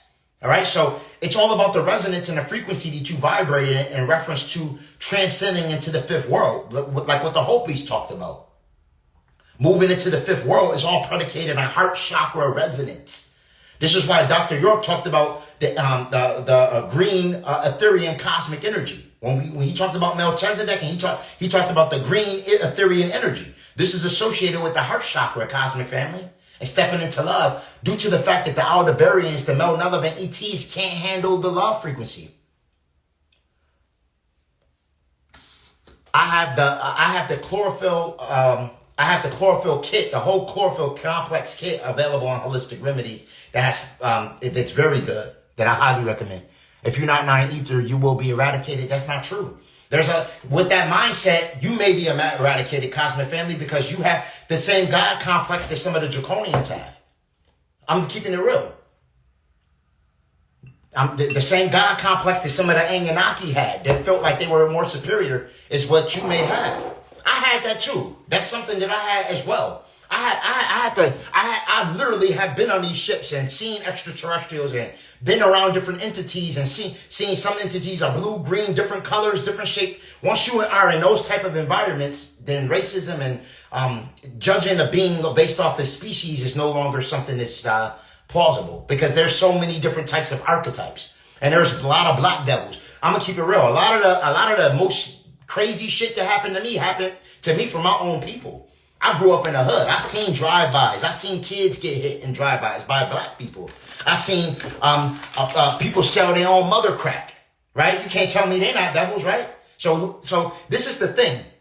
The gods and goddesses have to develop humility and realize that it's not all about just because you're 9 ether don't mean you automatically gonna make the great solar flare. If your soul architecture is compromised, fam, it's going to be very difficult for you to transmute energy and activate your 12 silicate matrix. It's going to be very difficult to activate your crystalline body. Let me tell you something. When Yakub, because you see, when Yakub orchestrated his book of Tricknology and he actually formulated his plan, one of the things he wanted to do is make sure that we had hatred in us. That was his plan too. He wanted to give us an enemy so we have hatred. Because he knew that in order for this realm to terraform and the Nubians to actually expand to higher levels, that we had to be pure of heart. This is what Mayada is about. It's about balance. So if you have too much lead, so when we talk about alchemical science and converting lead into gold, gold is the representation of being light. If you have hatred for a whole species, that's lead. That's a little weight. That's heaviness. Which means that, unfortunately, your heart not going to be light as a feather, and you're going to tip the scale and have to repeat and do it back. This is all facts. You know what I mean? So when we talk about ancient Kemetic science, it talks about the laws of Ma'at. So with the laws of Ma'at, when we talk about Yakub created a certain, now again, there's more than one way that the European man came into existence. We got the Palladians, we have several different stories, but we're going to talk about the Yakub story for a minute with the Flugelrods and the Dravidian and things of that nature, and the amalgamation of different animals and so forth, right? So when we talk about that story of Yakub, cosmic family, it's important to know that less tyrosine creates more rage. If you have less tyrosine, you're going to be more prone to rage and anger and flipping out of control and spazzing. And Yakub knew this. So he balanced the tyrosine levels in a certain species to ensure that they had rage and ensure that they completely hated the Nubian. All right, the ebony people. So once we had that enemy, and then we were showed things like roots, we were showed coming from being told we came from Africa, when we really was on every 196,947,000 square miles on the planet. We cover every last square mile on the planet, right? But we argue whether we from Africa or America. But when we was everywhere, including the waters, we even occupied the waters. All right, we're even aquatic, right? Mermaids and mermen were even Nubian as well. I'm keeping it a fact. Some of them were green and blue too, right? But when we talk about this, it's a situation where a lot of individuals don't realize that Yakub's whole purpose was to create malice in us, so we have hatred. Because guess what? This whole realm is predicated on our magnetism. The way we think as a collective is what controls the realm. So if a bunch of us are having hate and malice, that's what the realm is going to be, because we have souls. We're directly tethered to the sun. Our souls entered through the sun and came in this realm, and we have magnetism, which is connected to the dragon ley lines. So if you're walking around like F this race, F that, that's what the whole realm is going to permeate. God or goddess, you're controlling the realm. So what do you want? Do you want the realm to be a utopia, or do you want it to be continue to be this three-dimensional construct that we're in, where we're paying bills and we're stressing? Or do you want to elevate and transform it and terraform it to that utopia that you desire? That's all predicated on love. All right, you're not going to do it. No, I mean, seriously. So when we talk about a planet of people, do you just see one? I mean, I don't know. I don't want to beat y'all over the head with it, but I'm not saying that you got to forgive and forget either. All right, we have been done wrong, but guess what? There was a section of Moors as well that were nefarious that also incorporated that whole plot as well, and it worked against us. All right. Prior to 6,000 years, way before the time of who, right? If we want to be real, right? So when we really delve into the science, it's a situation where we have to realize who we are first before we start. And once we realize who we are, then we begin to change the realm as the key holders of the planet, as those that are indigenous with a magnetic soul architecture that can change or terraform the realm. Once we realize who we are, then at that particular point in time, we take our power back. That's what the laws of Maya is. It's about balance. A 9 ether comes up missing every 30 seconds. No Amber alerts. Listen, I know. And as I expressed, the 9 ether, a lot of the 9 ether are being used to pretty much amplify that super AI. Please don't confuse white people from Earth with Palladian. Listen, man, I'm not here to debate too much about the race thing, family. I'm really not. I'm not. Some people, again, I was there at one point, so I'm not going to come down hard on you, but I was there at one point where I had to transmute a lot of energy. And then once I started having different transcendental states of consciousness and interfacing with higher dimensional beings, I was able to transmute that energy. You feel me? Somebody said, you heard about Marduk Space Bridge? Talk to me about it. They make soup smooth. Listen, they do a lot of, I could tell you all the things they do with us, but I could also tell you a lot of things they get done. I could tell you a lot of the beings that do a lot of different things. You feel me? So, all right. So saying all of those things that they do. So is that saying that you're going to hold on to the hatred and stay angry? Or are you going to be God enough to transmute it so you transcend? Or are you going to hold on to it and say, you know what? I'm going to hold on to that anger. Because it's part of the matrix illusion that have been encapsulated in this 3D construct also. Oh, okay. I'm just asking. I'm reading the comments and just trying to see it flashed a blue circle like 3 times and stopped. Somebody said. Oh, okay. I got you, family. I see what you're saying. Did the flood actually happen referring to the Bible, Noah flood? Yeah. Enlil was responsible for it by way of laser technology to freeze the polar ice caps to induce a flood. Yes, that was something that Enlil caused. Enlil, all right, so when we talk about Enlil was your sky god. En means Lord, Lil means sky. So Lord of the sky, basically. So when we talk about the god that people think is a god, when they think about a man in the clouds with a beard, that's Enlil, all right? That's Enlil that's actually that it's referring to, all right? And he was nefarious. Is anger innately a bad thing? No, not necessarily. It's about how you transmute and control the anger. Because you could be angry at something that needs to. Anger is also needed. Remember, chaos and order goes hand in hand. So I'm angry with all of the draconians and all of the beings that subjugated this realm. And it's going to be a time where we completely destroy their ass. I'm angry with all of the pedophiles, all of the child traffickers. I'm angry as hell at them. Right?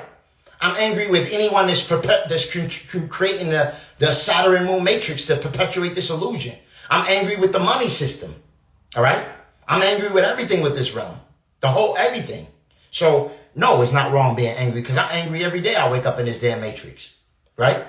But it's a situation where in order to transcend, you have to be able to transmute the energy and find out how to facilitate and channel the anger. Right? No, it's not wrong. Nothing wrong with being angry. It's a normal energy and motion, which is emotion. It's a normal energy and motion. It's just how you direct that motion. Right? Where you put it at. Like static balls of electricity just appearing out of nowhere. What are you referring to, Cosmic Family? You seen some orbs or something? Let me go back to some of these comments and look at it. One day I was sitting in total darkness about to start weeping. And right before I started, my chest lit up a blue circle. Wow. That's amazing. I come from Orion, Ashe. So if you're a Palladian starseed and you're black, then does that mean you have white in your blood? No, no. The Pallades is a huge star system.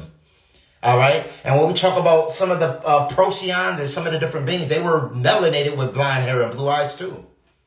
This is where you get your aboriginals. Don't you see they have blonde hair? All right. So no, that doesn't mean that. Everything came from us. Everything. The blue hair, all of that. Everything came from us. So no. It's just important to know that.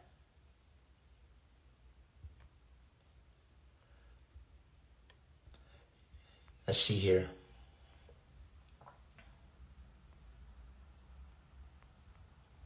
Somebody said, stop trying to give everyone hope. I'm not trying to give everyone hope. I'm just being real. So what you want me to do, family? You want me to spread hate? You want me to just see, you get some people that want you to just want to feel superior, right? They want to hear teachers that hate other races and then just make them feel superior. That's not my objective. Everyone does have hope based on their soul architecture. If you have a high vibration and are lifting in a high frequency, you do have a chance. It's not a situation where you're just going to be eliminated based. You can't control what body you come into this realm in. You can't. A person that's black or a person that's Asian or white or whatever, they can't control what body they come in. They just come into that body, right? So what are you saying, that you should just hate them all because they're in that body? Is that your theory? It's _a rifle. Do you believe are you a person that hate everybody? Are you racist? Or are you a spiritualist that actually delve into real esoteric information? I'm just looking at some of the old comments. I'm not sure if that person is even here no more. I'm just looking at old comments. You give us, see, the objective is not to have hatred. That's not the fifth dimension. Is about hatred or separation. Now, those Tamahu that were negative, that does hate, have malevolent intentions towards the nine ether being, will be eradicated. Just like the black devils that sell crack to their own community, that call black women bitches, that shoot and kill their people, just like they will be eradicated. It's no different. Devilishment is devilishment. You feel me? It's not, devilishment isn't better if you black.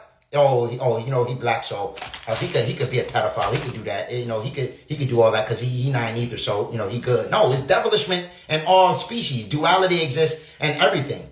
Polarity exists in all things. This is one of the 7 Kemetic principles. This is just facts. Once you understand the laws of Ma'at, then you understand that. But I don't fault anybody. You still have more growing to do for you to get there. It's okay. I know I'm chosen for something greater than what life has given me. Ashe. Ashe to that. And even if you read some of the people like Dr. Malachi Z. York, if you delve into some of his teachings, for example, the Melanite children, that whole book delve into the science of melanin, right? But in that book, he also tell you that there's black devils. All right. And this book isn't to just bash the white man. Dr. York telling you that. And he'll say there's black devils too. Right. So it's a situation where once you develop a certain level of consciousness, you realize that it's not just about, because soul architecture is all predicated on your resonance and your heart chakra. So some people want to hear teachers that just teach separation. I'm not about that. I'm about unity consciousness. This is what the concept of the law of one is about. It's about unity consciousness and evoluting through the love frequency. And again, I keep telling y'all, I'm going to say it again. I encountered these extraterrestrial beings, these winged entities in a transcendental state of consciousness. They told me there's going to be a great war. And they told me that the only thing that will matter will be the love frequency. That they told me that's the only thing that mattered. What part don't people get when I tell them that the archons thrive on hatred and grief and guilt and anxiety and depression? This whole realm that's facilitated by the demiurge and the archonic forces are controlled by low vibrational emotions or energy and motion. So in order to change and terraform this realm and get from under the draconian's thumb, we have to actually vibrate in a different resonance. Everything is sound and frequency and light. This is what the Lemurians knew. All right. This whole age came into play once Atlantis was conquered by malevolent beings. And they utilized certain technology to pretty much attack Lemuria. It was 60 Lemurians at first, about 60 million. They killed them off and took them down to about 10,000. Then the remaining ones went under inner earth. Some of them are under Mount Shasta in California. This is facts. All right. And some of you are attached to that Lemurian archetype, that light. You stem from that original light. All right. Where it was peace, love, and high frequencies and vibrations. That's what it's about. Some have a new soul, and it takes them longer to understand how to transmute energy. So it is what it is. There's some old souls here, and there's some newer souls. Those that are pretty much delve into the heart chakra have more of a soul architecture that's ancient. All right, and then 9 times out of 10 they derive from a different star system. Or is it true that we went through a metamorphosis stage that made us small in size rather than somewhat giants? Yes, indeed. When we fell in consciousness, we substantially reduced in size. Yes, indeed. I remember visions of being a giant, walking around and being massive, being tall as the trees and all that. Yes, indeed. Again, once the minerals got depleted in our atmosphere and the crystal structures and massive trees and the magnesium molecule in our blood and oxygen got pumped in the atmosphere, all of these things substantially affected our height and size. Yes, yes, indeed. You know if you're an old soul based on your resonance with certain things. It's something that you would know. You'll gravitate to certain information.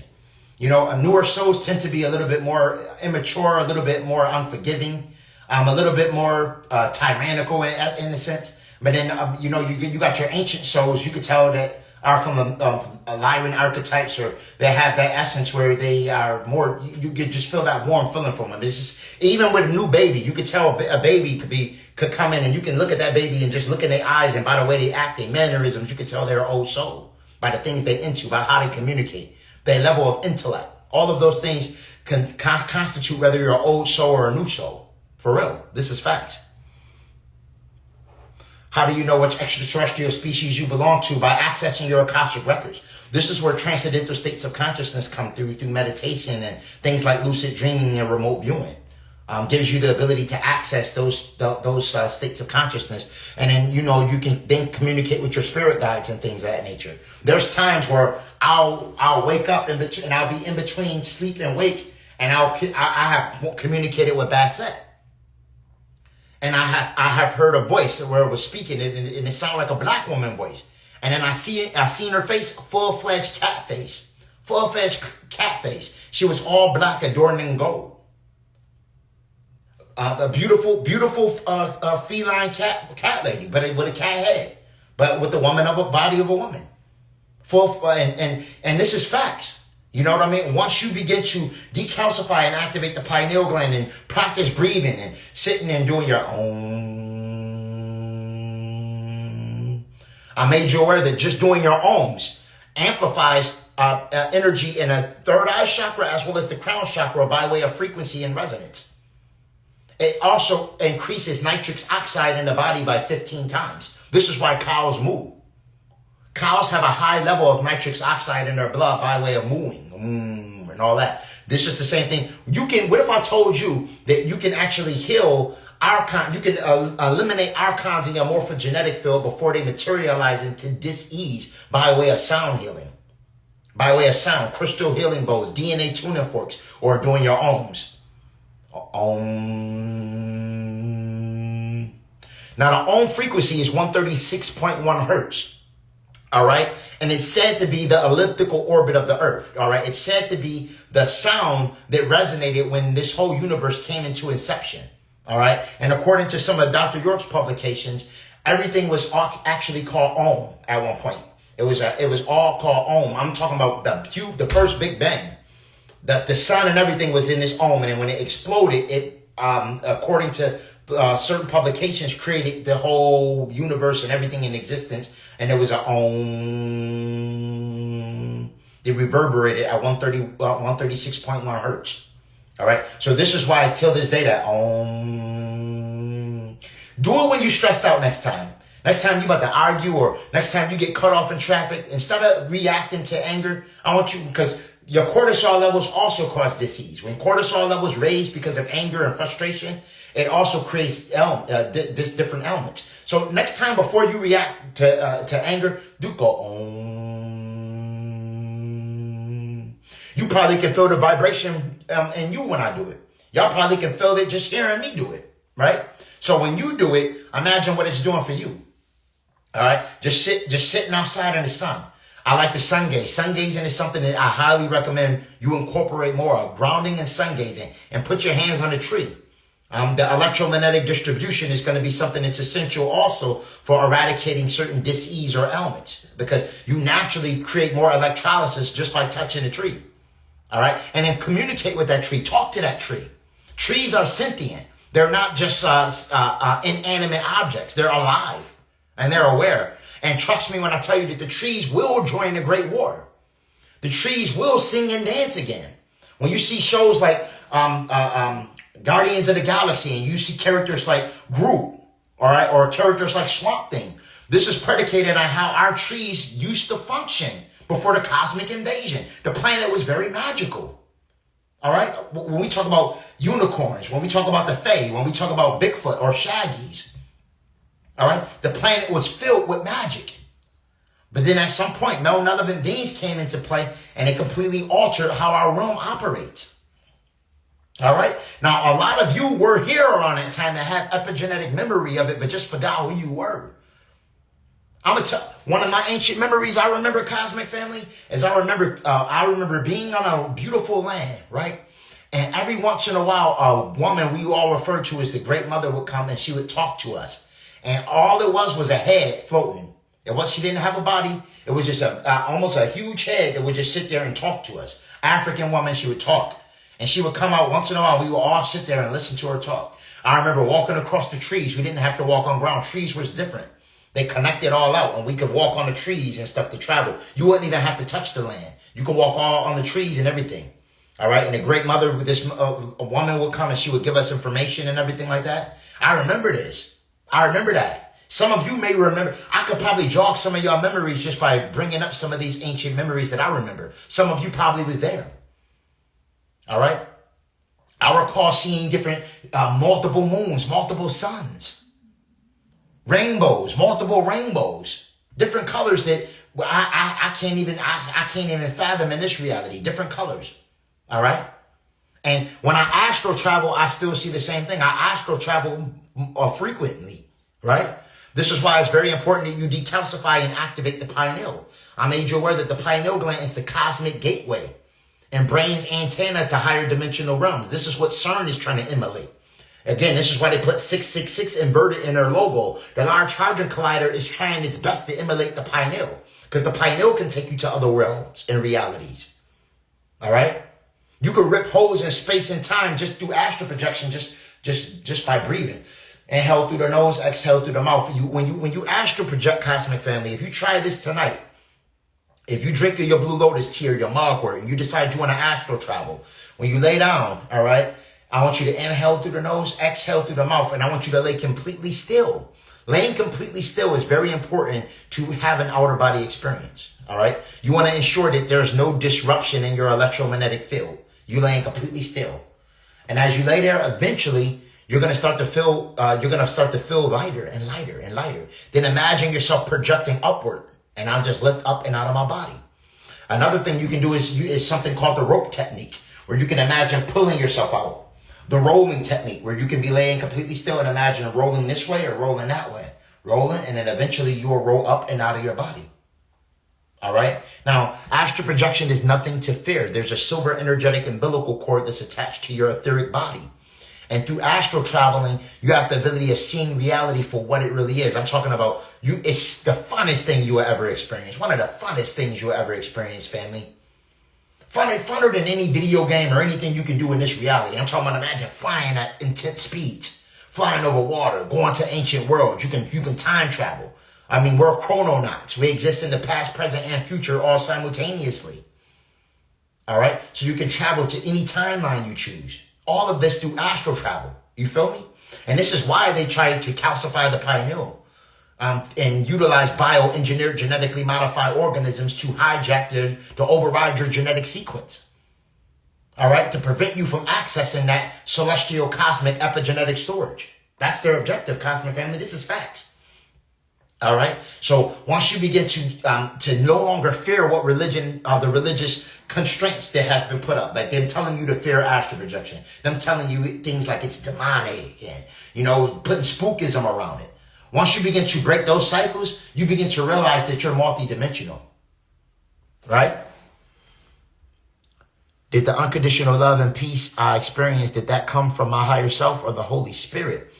Well, in essence, when did you feel this this intense love? I'm going to tell you something, family. I once encountered these gold entities, these gold beings. They were pure gold. And I don't know who they was. I can't tell you their name. I don't even get me to lying, right? But they was pure gold, cosmic family. And when I seen them, the only thing I felt was pure love. I felt all pure love and pure protection. I felt like, I felt like they were from the sun. These were beings from the sun, from what I recollect. These were beings that were made of pure gold, and they didn't walk on the ground; they hovered, and they looked like robes that swung and swayed. That they moved in a melodic way, like moved in a very different way. But when I seen them, I felt pure love. I didn't want to leave their presence, and I don't know who they were. The best way to explain them would be higher dimensional. I call them higher dimensional gold beings. You feel me? But I feel pure love from them. I don't know if it was my higher self, or I don't know if I'm from that universe initially, but all I felt was pure love, and I did not want to come back. I didn't want to come back. And I had another experience like that in the astral projection experience where I entered a world that was so beautiful, so amazing, filled with plush vegetation, colors that I can't describe. And I'm floating, I'm flying, everybody's having a good time. And I didn't want to come back. When I woke up, I tried to lay back down. I'm like, damn, why I gotta come back to this 3D construct, man? I was tight.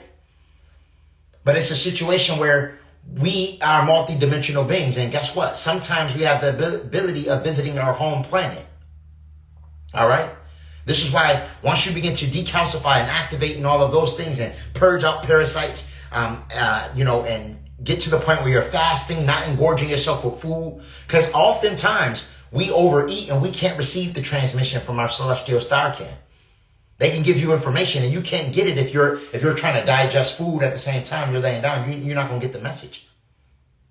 So intermittent fasting is something I recommend. Start getting to the point where you're not forcing yourself to eat. You wake up upon rising, you go off hours and hours without eating, exercise, drink some chlorophyll. You know what I'm saying?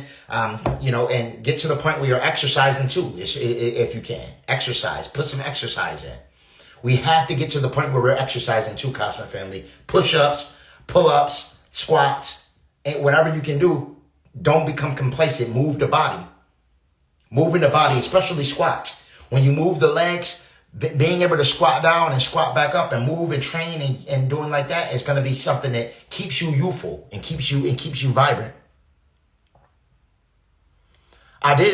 You said, did the unconditional love experience come from my higher self? Although I don't really utilize the word Holy Spirit. I don't use the word Holy Spirit. To me, that's a religious term. I would just say you was just in the spirit of pure love. You know what I'm saying? You add chlorophyll to water. You add 1 dropper full to 16 ounces of spring distilled or alkaline water to utilize chlorophyll. But in regards to you could call it the Holy Spirit if you want to call it that, but I don't know what you want to call it. I don't really, oftentimes we put these words on certain things, and some things, I'm going to keep it real with you, family. Some things you can't put in third dimensional language even, right? Some things can't be described in this language because it's too advanced to even be described in the language. So I don't try to put titles on everything. I just live in the moment and know the feeling that I had. I don't know, if I want to call it the Holy Spirit or not, but if you want to call it that, was the world really like Avatar movie at one point? I believe it. Yes, I feel like it was. I feel like it was very synonymous to it, especially when they showed a great tree and everything like that. We had massive trees. We had a symbiotic connection with the animals. But the difference is the animals could talk to us and stuff too. We can telepathically communicate with them and everything. Now, your Avatar shows that often too. When they show the boy communicating with the aquatic creatures and stuff like that, That's an example of how we can talk to the animals. Dr. Doolittle and how you can talk to the animals, that's the same thing. The Holy Spirit is Zeus, who replaced the Holy Mother quantumly. Interesting. Very interesting. Very interesting. Thoughts on yogis meditating until where they can leave at will, and won't they get karma doing that? What's your definition of karma? Karma is something we give ourselves. What if I told you that? What if I told you karma is when your higher self judges you? So if they feel like they're separating from the body, why do you think that's wrong?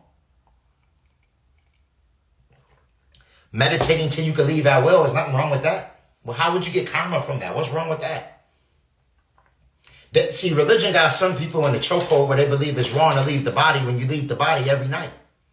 You leave the body every night. The only difference is they're learning how to do it at will instead of having to be asleep and do it unconsciously. That's the only difference. They're learning how to control it. I'll learn how to control it. I'm trying to get as good as the yogis, but I can do it almost every night. You know, some nights I go without doing it, but for the most part, I fall into those sequences where I can leave every single night. Some say Poseidon is actually Enki. All right, and then he was a water god, and Poseidon was actually Enki, and a lot of these gods go by many names. A lot of these gods are some of the Anunnaki and different extraterrestrials that came down that were revered as gods were actually extraterrestrials. And Enki, Enki even had a trident, right? Like what you see Aquaman with. Picture Aquaman like the personification of an Enki. All right, that's what you want to picture when you picture Enki, like an Aquaman, but also on land too. You feel me? But yeah, definitely get your Astro Travelers tea too at my goddess website. This is fire, and I'm gonna be deep in those realms tonight, Cosmic Family. This is why I'm drinking it now. I'm gonna be deep in those realms tonight. Poseidon represents the original bloodline and leadership of Atlantis. Yes, Enki was the leader of Atlantis. Enki was the leader of Atlantis. Some say that Enki was the one that actually destroyed Atlantis because of his daughter, Ereshkigal girl. Ereshkigal girl was Melnelevant, and she had ties with the Dark Brotherhood. All right, and some tell the story of Isis. When Isis went to the underworld, she went to actually go to war with her sister, Ereshkigal girl, who was also a daughter of Enki. All right, so you know, and Ereshkigal girl utilized dark necromancy, and she was able to, apparently kill and get rid of Inanna. All right, but Enki was able to revitalize her in a quantum rejuvenation chamber. It was able to bring her back. They had quantum rejuvenation chambers in Atlantis. They can grow back whole limbs. Right? But, again, when we talk about these beings, death don't exist. So she was able to come back. Right? But, it's a situation where once Ereshkigal girl got access to certain information in Atlantis, at that point, Enki realized that they would have that information could fall in the wrong hands. Some say that extraterrestrial face on Mars was Nergal. But there was more than one face on Mars. Some say it was also Alelu, who Anu went to war with. Anu had a battle with Alelu. There's several stories about the face on Mars, so it's very interesting. When we talk about the face on Mars, there was a war that took place with. So the Anunnaki they would go to war for hierarchy to see who was in, pretty much the Anu in charge. And Anu isn't a name; it's a title. All right, the name is Raziel. All right, Anu's name is Raziel. So Raziel basically went to war with Alelu to be Anu, to see who would be the in control. And Alelu pretty much bit off his genitalia. It's a story where he literally bit, you know what I mean? But again, he had quantum rejuvenation chambers that can heal and regrow limbs and all types of body parts back and all types of stuff. We talking about very advanced geneticists and scientists. So Alelu was made to leave the planet. Alelu was told to leave, and Alelu was like, okay, you know what?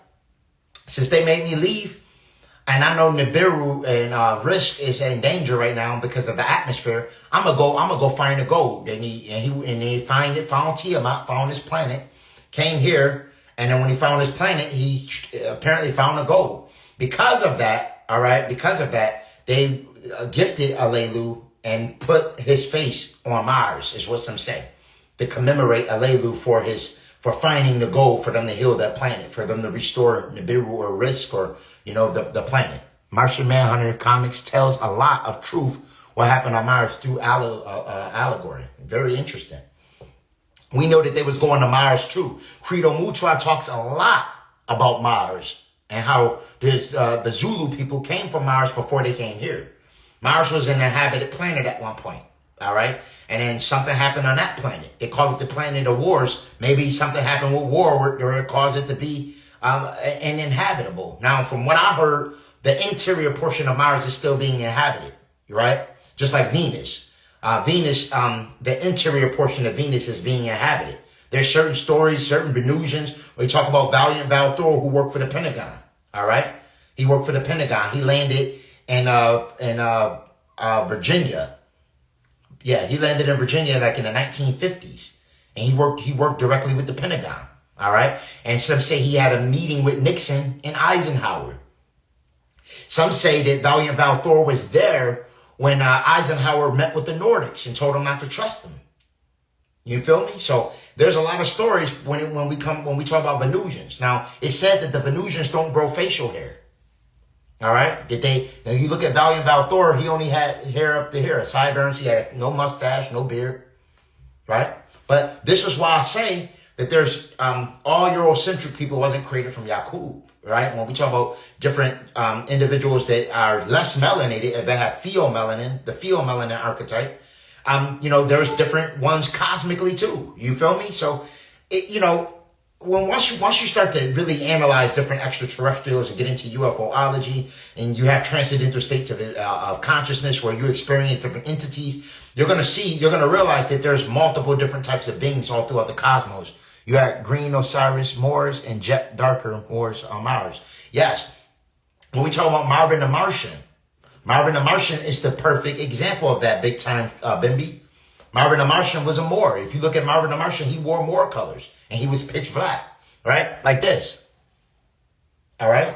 So when we talk about Tau Ceti was a constellation where you had Tau Ceti E and Tau Ceti F, where some of the grays came from E and some of the darker ones came from F. And they say that these are where the beings that kind of resemble Marvin the Martian came from. All right? From a constellation called Tau Ceti. Right? So, and then when they talk about even characters like Popo is one of them from Dragon Ball. He's an example of one of them as well. The pitch black, all black beings, right?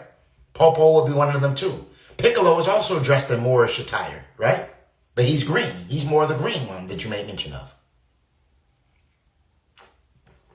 Dragon Ball shows us a lot of gems. There's a lot of gems when we talk about Dragon Ball that pretty much highlight esoteric symbolism. The 7 Dragon Balls is the 7 chakras. We know that Shinran is the personification of the Kundalini serpent, right? When we talk about any of the spirit bomb, him having to pull energy from his surrounding, his energy from everything around him and all his people, that's the same thing. That's just the same thing we do amongst the collective. This is why love is the highest frequency. To be honest, definitely Marvin is supposed to be Zulu or Hopi and Dogon Mars. Yes, I say. Popo too, right? So they show us. Damn, I remember that. Peace, God, peace and love, cosmic family. Big I say. I hope y'all drinking your chlorophyll. I hope y'all detoxing and purging the body. I hope y'all decalcifying the pineal gland. I hope y'all utilizing the proper, and I hope y'all fasting and exercising as well. These are things that are in grounding and sun gazing. These are all things that are going to activate light code activation in conjunction with the fasting and the herbs. But I need a psychic reading. Could you please suggest a good psychic? I'm going to be 100% real with you, family. I don't really know any psychics offhand. What I can do is I can have my goddess. We can pull a cosmic chart and pull a reading on you with your sun and your moon signs and all that. I know that my goddess can do something like that and pull your galactic sign and try to point you in the right direction in that way. But in regards to a psychic, I'm not going to tell you, I know, because I don't want to be responsible for somebody pulling, because it just depends. But as far as pulling different blueprints, that's a different, that's something different that we can look into. You feel me? But in regards to psychic, what I'm going to tell you is that you have access to your own Akashic records by way of astral projection. Somebody said, go to Conjure Queen. Check out Conjure Queen. Peace to the goddess. Shout out Conjure Queen. What it meant, I have a Sirius ascendant on my birth chart. Well, that means that you are a descendant from Sirius. That's what it means. It means that you could be probably associated with the Syrian High Council. You could be associated with those beings, right? A starseed, but I need a psychic reading. Oh, I see now. What really under the White House, a reptilian city? Could be. There are several underground facilities and laboratories. If you ask me what's under the White House, I would say probably 9 times out of 10 a laboratory more than the reptilian city. I would think that right underneath it, they probably have some form of laboratory for cloning and different things for, probably underground tunnel systems to connect to different areas. And I would believe something like that. You know what I'm saying? Probably. But who knows? You feel me? Somebody said, I am a starseed. I mean, but family, but you say you're a starseed, so you are like a psychic reading. But let me ask you this question. You can also connect to your stars. Since you're a starseed, you can also get a cosmic reading. You can also, it's up to you though, whatever you choose. But certain individuals that claim they psychic, again, as somebody said Conjure Queen, hit up Conjure Queen. Maybe she may have some information for you. But I typically, I don't have any information on psychics, family. My, partner self. Someone says Shinran is also Yaldabaoth, who was demonized in Gnostic text by fallen Anu. So, all right, so let me ask you this. Why would you say Anu is fallen? And second, I communicated with a dragon entity that I believe could have been Yaldabaoth that seemed cool. When I talked to him, he was gold. He wasn't like green like Shinran. This being was completely gold. And he called himself God, saying that he went by many names. You feel me? But, that's what the same thing I told him. I told him to go within.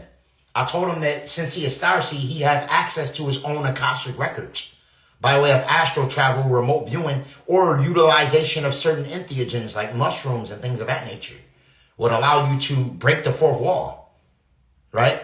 So that's one thing that I would recommend. I believe that I didn't need a psychic. I do it through astral travel, to find out my galactic name and things like that, so if I can do it, you can do it. You feel me?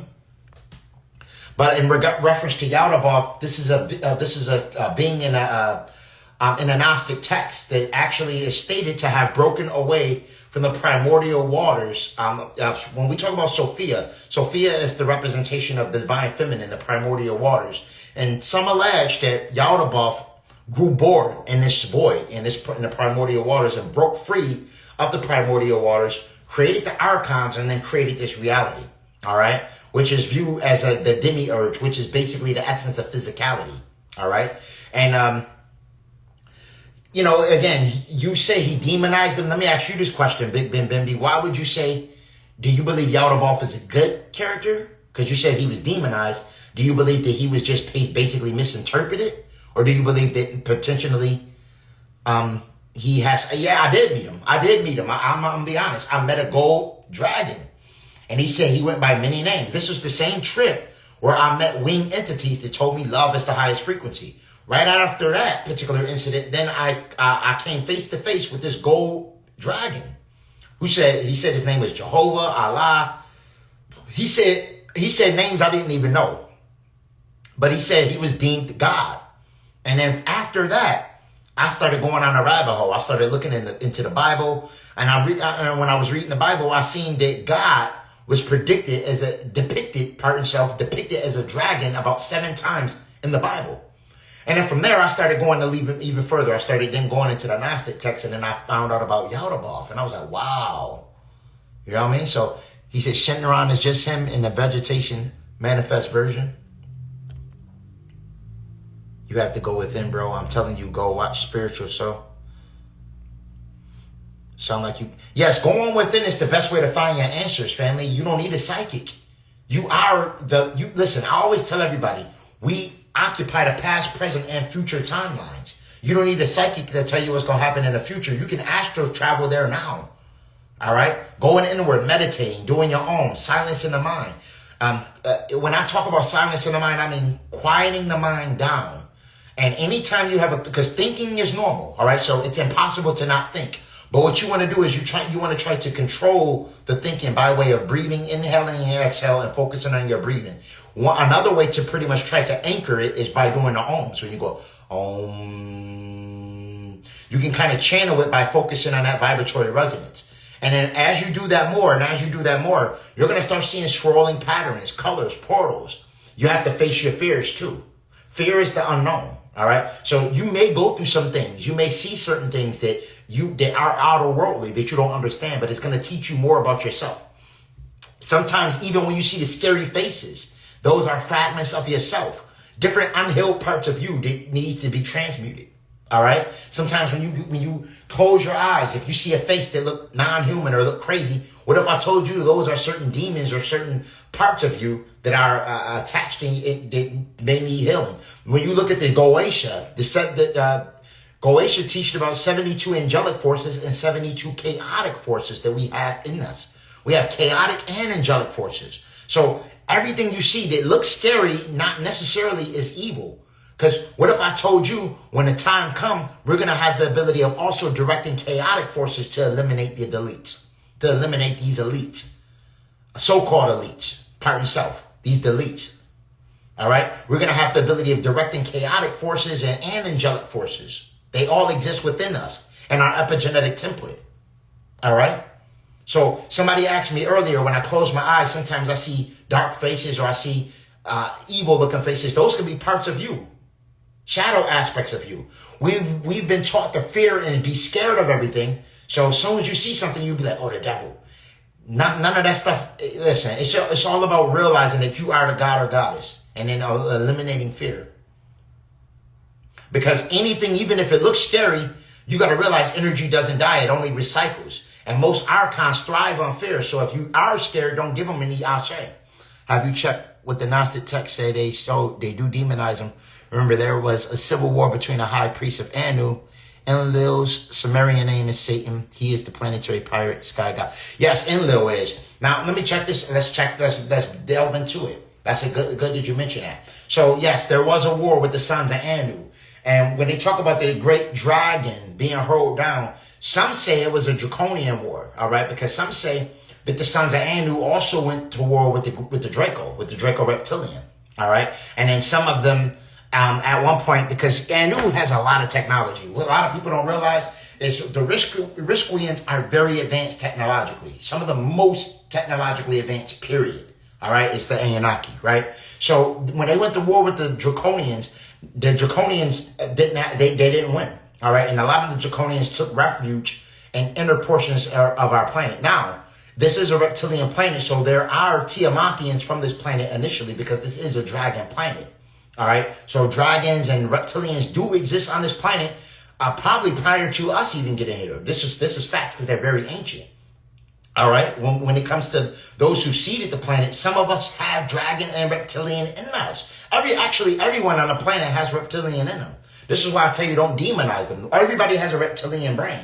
When your skin dries, it scales. All right, you will notice that, right? So this is a situation where everybody has some form of reptilian in them, right? So right now we're in a situation where we just have to realize what all star systems we're connected to. Some may have more than others. Some may crave more meat because of their reptilian blood characteristic than others. Some individuals can go completely vegan, but then others may have more reptilian in them for some reason, where they may crave different things. This is why I say, and I always say, it's no one size fits all diet. Because there's different star systems. That's why there's so many different blood types on the planet. If there was a one-size-fits-all diet, there would be one blood type and we will all eat the same thing. But that's not the case because some individuals have more Andromedan, some have more Lyran, some have more Arcturian, some have more Reptilian, some have more Telosian. So it's so many different blood types, right? Right? But listen, gods and goddesses, I've been on here for a minute. It's 12:18 my time. Central Time. I've been out here for about 2 hours building with the collective. But I just want to say big ashe, peace, love, and light. I plan on trying to come out here tomorrow and build with the collectives as well, all right? And I want to tell y'all all I love y'all, and I'm about to reshare this live. If y'all have any questions or anything like that, feel free to hit me up. For any of your holistic needs, visit Holistic Remedies. Peace.